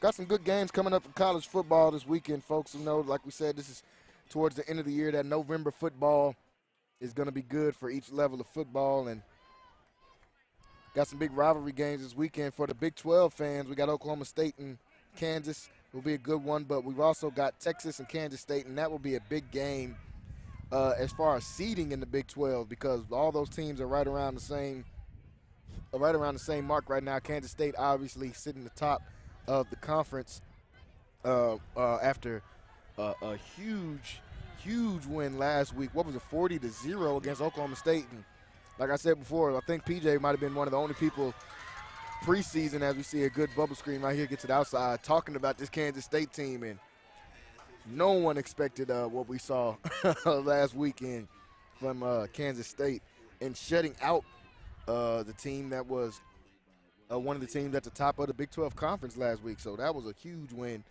for Kansas State and showing that they're pretty serious right now about going after this Big 12 title. Also got Alabama, LSU. I know everybody will be tuned in for that one. Our little sister goes to LSU, so I'm sure she'll be ready to see that game as well.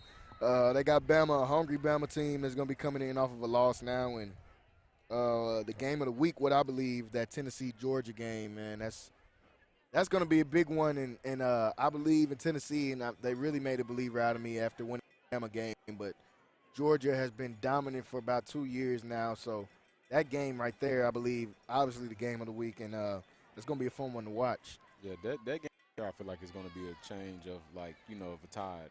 Yeah. I mean, if Tennessee wins that game, yeah.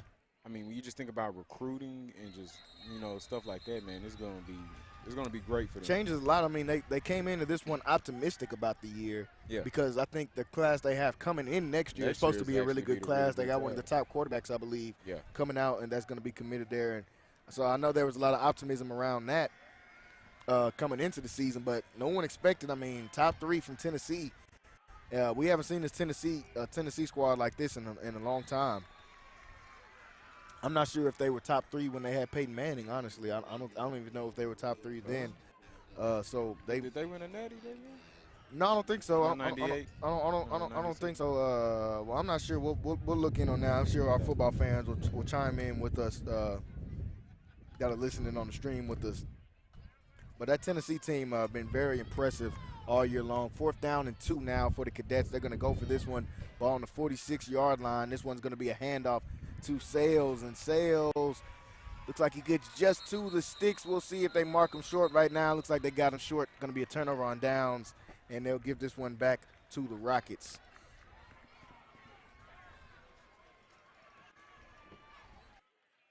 We'll see this Robinson team come back out here on offense.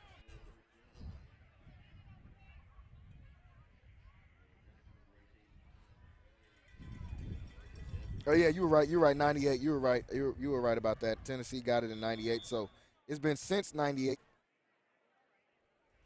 since they've even been ranked. I mean, they had some good teams. Remember when they had Eric Berry and Cordero Patterson? Yeah. They had some good teams those years, but it's been a while since we've seen this. Man, 98. Yeah, I mean that's a long time since we've seen.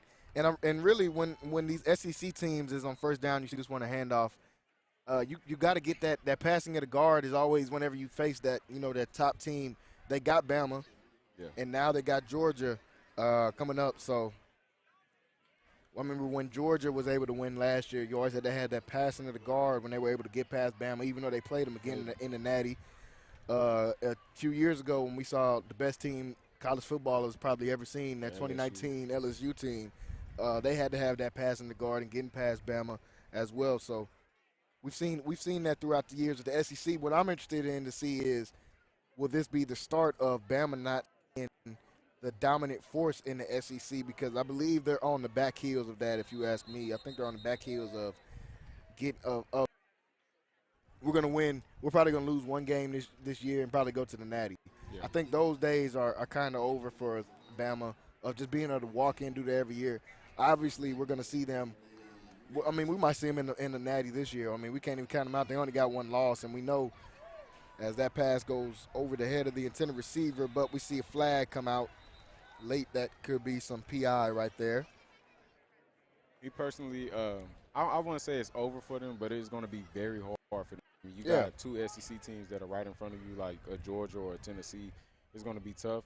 But then you also got a team that we've seen that played them close earlier this season with Texas, who was coming but the SEC.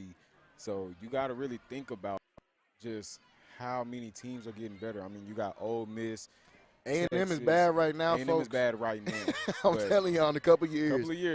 It's gonna be a different story. I'm not an A&M fan in the slightest, but just looking at, I mean, the recruiting class is gonna speak for itself. I mean, you put 15 5-stars out there on the defensive end. I mean, it's gonna be tough. So A&M, like you said, is gonna get good. Tennessee, Tennessee is going to keep on getting better. Georgia, got one of the top quarterbacks coming. South Carolina. South Carolina's on the come up. South Carolina's on the come up. Spencer Rattler was there, and I know a lot of guys, especially a lot of those Big 12 fans down here, were not that big of a fan of Spencer Rattler when he was at Oklahoma. But he's definitely an upgrade at the QB position there at South Carolina. And they started off slow, but I think that they'll be able to, put some pieces together as we've seen them do. I think they're still only got 2 losses. I think they might have started 0-2. 0-2, yeah. And I think they still only got 2 losses right now. So South Carolina putting some stuff together. You got teams like stuff. Yeah. Mississippi State always has one of those years where we go back to when they had Dak. Mm-hmm. I mean, got all the way up to the number 1 team in the nation. Yeah. So this SEC, man, is going to be very difficult for Alabama to continuously just dominate like they have in the last, decade or so. But honestly, I've really been noticing that for these last few years, honestly. I've been seeing a decline. Not that they're playing bad, but every other team is getting just as good as they are. Yeah, they're just catching up. Yeah. Catching up. I mean, the days of every number 1 recruit going to Bama, that's probably over, folks. Not only because I think NIL has opened up so much of recruiting, and not everybody wants to touch it. I mean, if you're a top recruit, I mean, you might not want to go to Tuscaloosa. They give you a bag to go there, but where you gonna take the bag to? You down there at Tuscaloosa. So other schools are starting to catch up with the NIL, man, and I'm just excited to see a lot of these top recruits staying in Texas, whether that be A&M or the University of Texas, as we see another pass attempt go out this time, and I mean they're trying it through the air a few times and can't connect that time for Robinson. And yeah, I mean I'm really excited to see these Texas teams keeping those big time recruits. Texas has got a big class coming in, obviously with getting Arch Manning, but they were able to keep some of those top recruits in Texas, like a former cadet here, Trey Reisner, committed to UT, like the number 1 receiver in the nation, Jonte Cooks. So keep seeing those guys, and then when you see an Evan Stewart that's at A&M now, and some of these other guys, seeing those top guys in Texas stay in Texas instead of Ohio State getting them, or instead of Alabama getting them, or what we've seen a lot over the last few years, LSU getting the guys. So I'm excited to see those guys staying in Texas. Yeah, it's so much that's going on right now within college football that a lot of things are starting to change. Yeah. I mean, you even seeing like a TCU right now this season. Like the Big 12 the whole Big 12 is competitive. Yeah. Every team coming out of the Big 12, I believe, is going to at least have 1 to 2 losses. Yeah, every team. I would be surprised if TCU wins out and don't lose a game. Yeah. But it's just so difficult, man, with the Big 12 and the way they're all scheduled. These next few weeks of the season is going to be crazy. I mean, you have a lot of teams that are playing each other. You know, so it's gonna start playing a part, like you said, with the Texas Kansas State game this weekend. Yeah. It's gonna start playing a part on how these seedings are gonna go into the Big 12 championship. You know, so as of right now, college football is, I would say, the Big 12 and the SEC are the 2 most competitive conferences right now. I mean, really, with the Big Ten, we already know it's either going to be Ohio State or Michigan. Coming out of there. Yeah. The ACC is actually competitive. Yeah, the ACC is pretty competitive. Yeah. Wake Forest, North Carolina State, Syracuse. I love that Syracuse team. I love that Syracuse team also. Love that Syracuse team. North Carolina. Yeah, North Carolina with Mac Brown out there. Yeah, you got a lot of teams within the ACC right now. We're seeing a lot of parity in college football, folks, and that's really what it is, and that's what we love to see because, you know, the early 2010s when we just seeing Bama just beat up on everybody, you know, that's not what we want to see. Yeah, it gets old. We want to see some other guys getting out there, man. Those teams, those early 2010 teams were like, you know, when like Amari Cooper and like, you know, when it's just like all first-round picks on the entire team, you know.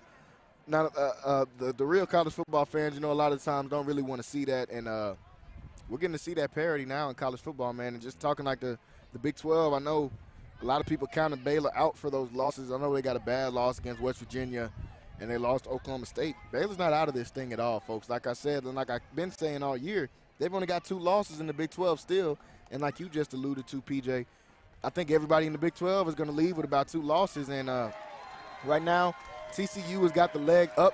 You see a big hit right there coming downhill that time. Lee, that was Shepard getting in on the action, laying a big hit. And see, Baylor's only got 2 losses, man. And I think that win that TCU got over Kansas State ended up being huge. It didn't seem like a big deal at the time. But as we can see now as the season's going on, that ended up being huge because, one, that's Kansas State only lost in conference.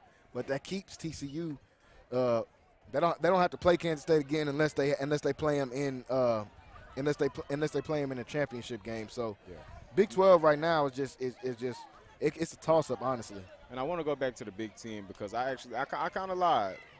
You see that touchdown pass incomplete right there.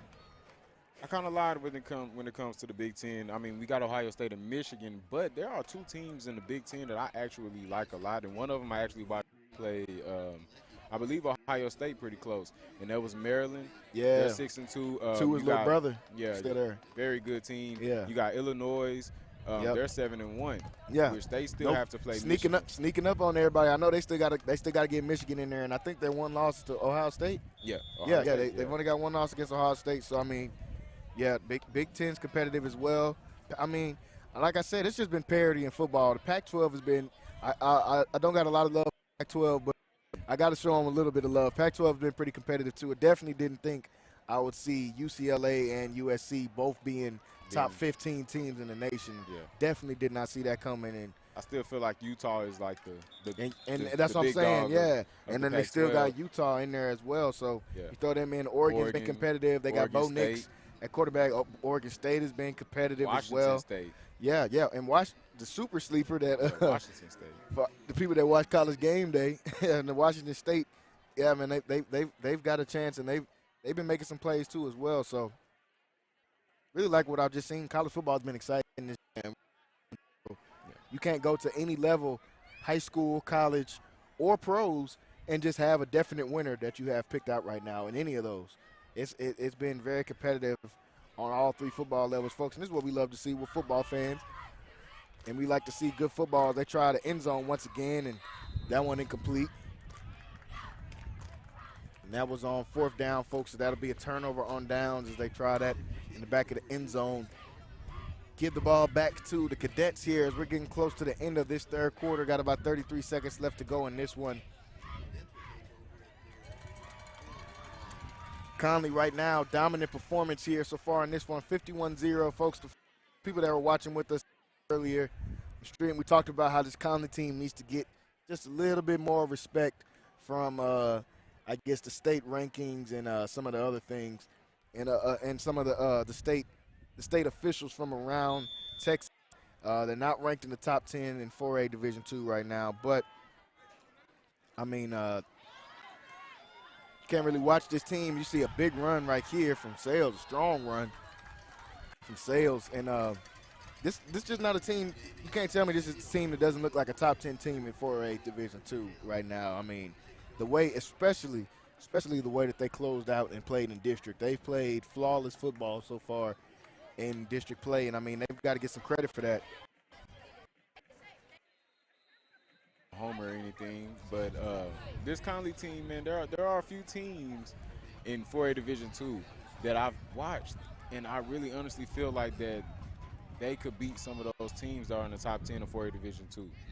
I'll go ahead and say it. Wichita, they got to come on, Dave Campbell. Yeah, Wichita.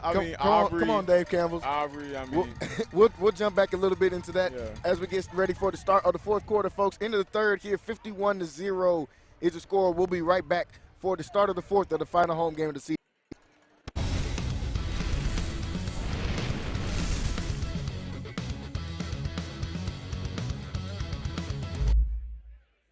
MCC has definitely benefited me most on not only what I want to do, but who I aspire to be.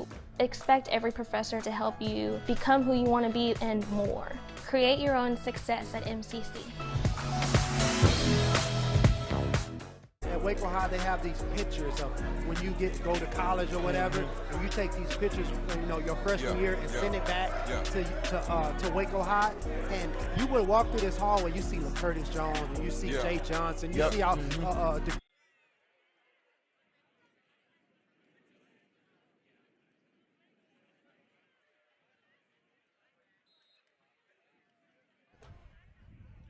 Back to the action here, folks. 51-0 score right here for the Cadets as they're getting ready to close out this final home game of the season, folks. It's been an amazing season, an amazing ride with this Connally Cadet team, man, and we are truly grateful to be able to call these games for the Cadets as they get ready to close out their final game of the season here at Mac People Stadium, getting a chance to see some of these seniors come out here for the squad and making a big difference. As you see Rhodes able to get loose. Rhodes still going, showing off some speed right here, getting down the field, and he will get into the end zone. Touchdown for the Cadets, and Rhodes showing off he's dangerous, getting down the field for that touchdown. And we're looking to see, do we see a flag on the field? And I think we might have a flag out here, folks.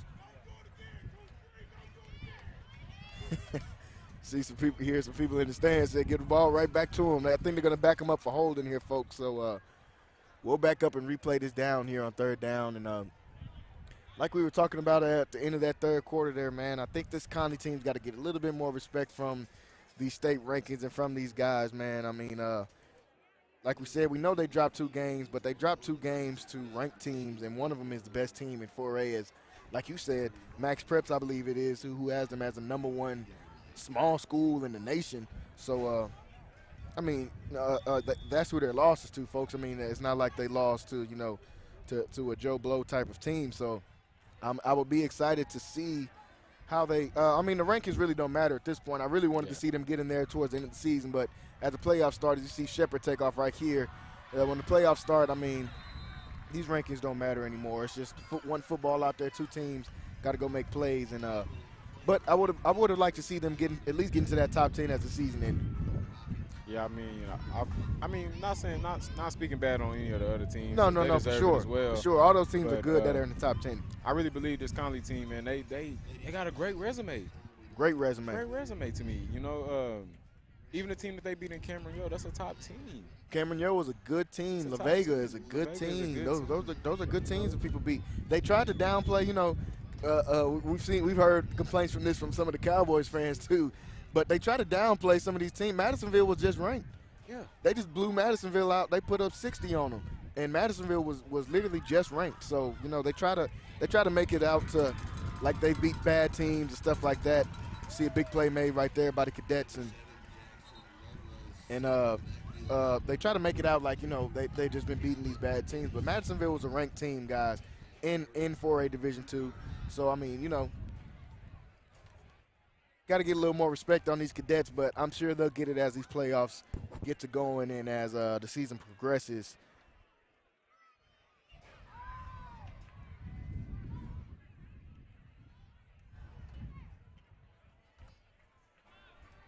Still 2-1 in that Astros game. If we got any fans of World Series fans still listening in with us, they haven't clicked over to watch. 2-1 right now from Astros, top of the 6th. And the Texans right now, 14. I know they're going to be sick. Like, man, this guy just calls out all the Houston scores for all the teams. Got to do my duty as a fan, guys. Y'all just bear with me. The Eagles right now up 21-14 on the Texans as well. And as we were talking about so much parity, like we said, in all of these football and these different football rankings, but very, very excited as we are just 1 week away now from from the high school, Texas high school football playoffs. See a drop back, and they get this one off to the receiver, and they'll be hit down short of the sticks, behind the sticks on third down right there. But I'm really excited for these high school football playoffs when we talk about we get up to the higher classifications like 6A. I mean, it is just going to be an absolute gauntlet getting through 6A this year. So many good teams in Texas right now, Texas high school football, folks. And, I mean, it like we said, it's just going to be tough. I mean, every team, every which way you look in 6A, there's dogs out there. And they still got multiple undefeated teams. They still got, I mean, you got Westlake that jumped up. Just you see the parity with just how much number one has changed throughout the year. They got Westlake back at number one. They had Galena Park North Shore at number one a few weeks ago. Duncanville still undefeated. South Lake Carroll still undefeated. Katy still undefeated, and Geyer. Those are the top 6 teams. All 6 of those teams, PJ, I would not be shocked at all if they were in the state championship game. And there are plenty of other teams outside of them. And there's so many more. You can keep going. We can keep going all the way down Crowley, the list. Highland Park, Alvin Shadow Creek. A team that people Cibolo. sleep on, Prosper, is 8-1. That Prosper. people did not give a lot of love going into this season. As you see the Cadets getting ready to come back out onto the field with 8:41 left to go in this game. Yeah, there are just so many teams in 6A. I mean, this playoffs is going to be crazy. Yeah. And you have sleeper teams that might have like 2 or 3 losses. Yeah. And they're even good. You know, their losses are just 2 teams that are very good. You know, they might have been in a very tough district and got losses against. Like a Dripping Springs, teams Springs, like those, like Austin Vandergrift. I mean, so many of these runners. Arlington Martin, that's a team that we've been going throughout the season. all season. All season, Arlington Martin is really Rockwall, yeah. 8-1. You know, there's just a lot of teams. Even man. Round Rock. Round Rock. People forget about teams like that. Round Rock. I mean, they had a pretty decent team last year. But right Nelson. now, 8-1. Byron Nelson is really good. Byron Nelson is a really good team this year. Cy Fair, like it's just. 6A is so loaded. I know that they split it up into 2, but I mean either side of the bracket, 6A is so loaded. So folks, I'm gonna be, like a dog with the bone watching high school football playoffs this year. I mean, because so many teams, so many good matchups. I feel like each and every week there's gonna be a top matchup when you're talking about 6A football. I mean, like we said, we know out of those top 6, and I know it's so hard, man. Who do you think are those 2 most dangerous teams that are in that top 6 there when you talk about the rankings? Man, I mean, it's hard to pick anyone. All 6 of those teams have played almost flawless football this year. Yeah. They're all undefeated, and each and every one of those have had their share of significant big wins against big teams. It's tough, man. Yeah, I mean, it's tough. It's tough to try to narrow them out, man. I mean, I really like this. I really like, and I know that the 2 Houston teams, I really like North Shore, and Katy is just so consistent, man. I mean, it's hard to count out Katy, but if I wouldn't put Katy in there, I would, man. I think it might be North Park. I mean, I think it might be North Shore and Westlake, man. Yeah, I watched Geyer, bro, and they are. We've been trying to tell people all year, man. Jackson Arnold is that guy up there at Den Geyer, man. Them guys are physical. They're big, man. Like it's hard right now, man. The top 6 teams in 6A is insane, man. And there's a possibility. Well, not all of them are going to go Division I or Division II, but a good portion of those teams, like Westlake, North Shore, Duncanville, and South Lake. They could possibly all of those. I think teams, all of those might be in Division I. Yeah, those 4 teams, the top 4 teams are all probably 6A Division I. So, man, it's going to be tough when they get down to those final weeks and those teams got to play. Man, folks. I mean, we are in store for some good football this year as the playoffs get going. Guyer always goes Division I. So 5 of those 6 teams. Yeah, because they were just in the weren't they in the championship? Yeah, was that last year? Yeah, last year gave Westlake a very good game. So when you think about I think all 6 might honestly go. I think Katy might be the only one they put in Division II out of all those we just named. Because I think North Shore and South Lake are just too big, I think, to go 6A Division II. They're usually always Division I. Yeah. Man, it's going to be difficult. Yeah, so the top 6 teams, 5 out of the top 6 teams are in Division I. It's going to be crazy, folks. I have no idea. We try to make these picks as the season goes out. I have no idea who is going to be the 2 teams left in that 6A state championship game, folks. I have no idea who it will be. There's so many options of teams, like we said, that it could be. So a lot of parity to watch as we get closer and closer to this high school football playoffs, folks. And best time of year, honestly, when you got all of these different things going.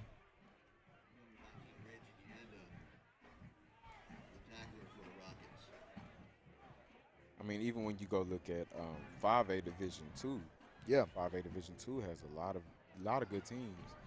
I mean, overall, man, the playoffs is going to be crazy, man. So everyone should just get ready. Every week is going to be every single week, folks. Every week is going to feel like a 3rd or 4th, 5th round matchup every week from week 1. Yeah. And in some of these classifications, it's going to feel like that every week just because of how good every team in the state is. So if you make it to the playoffs, man, I always say if you make it to the playoffs, you're a good team. But if you make it to 3rd round and up, you're a contender. I mean, even when you go down to these smaller divisions like 4A, like we are here, and you look at 4A Division I, I mean, when you think about China Spring being there, when you think about Stephenville being there, Corpus Christi, Kyle Allen, Burn. When you think about Tyler Chapel Hill, who's gone under the radar a little bit. Yeah, and Salina. Yeah, man. Kilgore's got a good team this year as well. I mean, each and every week, folks, it's going to be action-packed at just about every level. Definitely do not sleep on this division that Connally is playing in as well. You could make the case for each team. As you see right here, getting into the end zone, and Shepherd is able to get loose this time. Shepherd, we don't get a chance to use the wheels a lot. Shepherd this time takes off, able to get into the end zone. You see his teammates coming, giving him some love as he showed off some wheels right there, getting into the end zone. And, folks, it's all about these guys coming out here having fun, especially last game of the season. It's all about these guys coming out here having some fun, making memories with their teammates. This is the stuff you remember for the rest of your life, and you keep these high school memories with you forever. And it looks like that's what both of these teams are out here doing right now, just making memories with their friends. So after that score, it's going to be 58-0 right now as the Cadets adding to their big lead in this one. Got 3:48 left to go in this game, folks, and it's been a good one here for the Cadets as they're rounding into form, folks. Like we said, just at the right time of the season, getting close to these playoffs, and this Connally team can be dangerous, folks. I mean, we keep saying it, but I want everybody to just keep an eye out. I know we got people watching from all over Waco and the state of Texas, honestly, when you think about some of the guys playing out here, especially on a Thursday night. So when you see that, just proud of what this Connally team has been able to put together, but also just proud of this Waco area and the teams. Like when you talk about the different teams in this Waco area that's been putting on all season long, when you think about the state champs, China Spring, still representing right now. Think about the state champs, Franklin, still representing right now. Both of those guys still holding on to their number one spots. Like when you think about Lorena, still in the top 10 team, they're coming off a state championship team. Like that receiver a lot that they got over there, Jaden Porter, the Baylor commit, like him a lot and what he can do. Mart. When you think about Mart, still consistently every year putting out and putting on the way that they have been for this area, Central Texas. Chilton, who a lot of people thought might have been a fluke last year when they got all the way, I think, to the state semifinals last year. A lot of people thought, Chilton might have caught some lightning in the bottle, and they came out this year and have not lost a game. And I love when I see teams do stuff like that whenever different people count you out and you come out and prove exactly what you know you can do. And that's what Chilton has been doing as well. You think about Crawford, who's been putting on all season long. Undefeated still. Still undefeated. I mean, this greater Waco / Central Texas area, so much talent, and I like that that they've had the eyes have been on Central Texas for the last couple years here, and the rest of the state is getting to see the type of talent that we have down here. Going to try a bomb this time, and this one is going to be incomplete this time, and they try to pass to the outside right there. That one no good, incomplete. Looks like we got a player down right now for injury over here near the sideline. It's going to be second down when we come back. Yeah, we're touching on these high school teams, and yeah, PJ, I think just about at every level, man, it's gonna be some really good football being played. I mean, 5A is loaded as usual. They've got Longview, and it looks like about 10 Frisco teams like usual. I mean, they got a whole Frisco district now. I just remember when some of these Frisco teams were 3A, and some of the smaller schools like Frisco Lone Star, which is one of their bigger schools now. Yeah. And when those guys are just starting, it seems like 5A Division I is just a bunch of Frisco schools, honestly. But see them in 5A Division II. You've got 5A Division II is very, very interesting, folks, just because it's a lot of parity, because teams that we thought, coming into the season, a lot of people thought that Argyle, who we know has dominated in 4A for so many years, they thought going into 5A Division II that they would be lacking, and they haven't lost a game in the number one team in 5A Division II.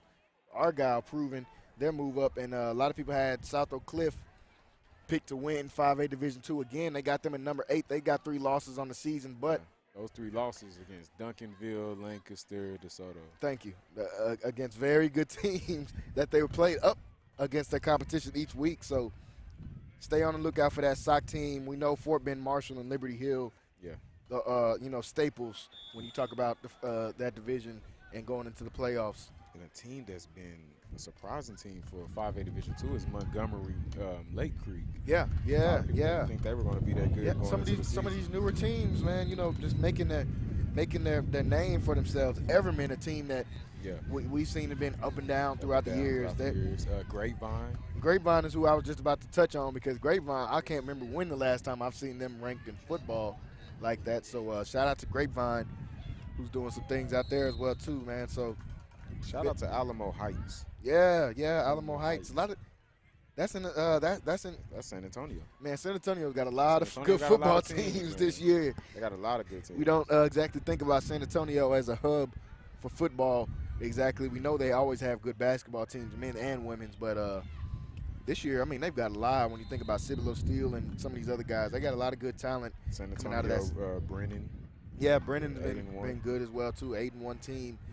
So you see that San Antonio district starting to come up as well. The San Antonio area starting to, I can't say come up, starting to go back to a powerhouse. We know Judson, what they did for years, manhandling teams back in the day. So even if you want to put Shiner in there, Shiner. I didn't think about that. Shiner's kind of on the outskirts of the San Antonio area there too. Shiner, I mean, is a staple in what is that, Division II?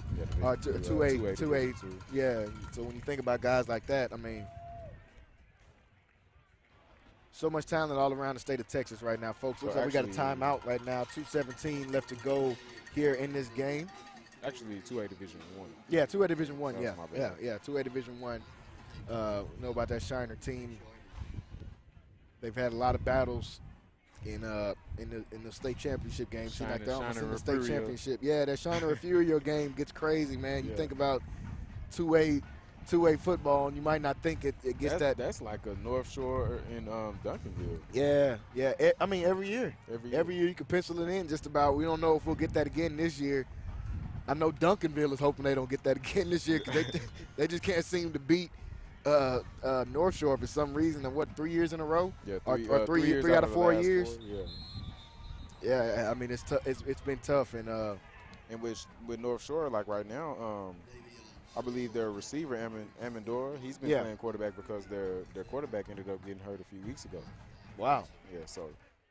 I mean, well, sure. I mean, they just never slow down, man. It doesn't matter who's playing. I feel like they've had a question mark at quarterback coming in every single year, and every single year they answer in a big way. Since they had Davis a few years ago, a few years back when they won that first one, I believe, of their run.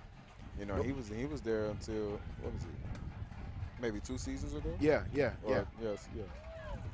Yeah, so Davis, one of those good players. And, I mean, North Shore, they're starting to take shape into that kind of that Katy mold that we saw from Katy over the years. They're always going to be good. Yeah, just like a 10-year run maybe we might see out of a team like that, like we saw from Katy or like we saw from. You see what people don't realize, because they won state my junior year, which was 2015, 2016, around that time. And I remember that when they snuck in right there, and everybody kind of was on the like, oh, okay, we got North Shore on the come up. North Shore, I mean, they've been good ever since. They have not let go at all, and I mean, since then, won 3 out of 4. What is that? Like you said, 3 out of 4. I mean, Houston area is loaded with talent, as we know.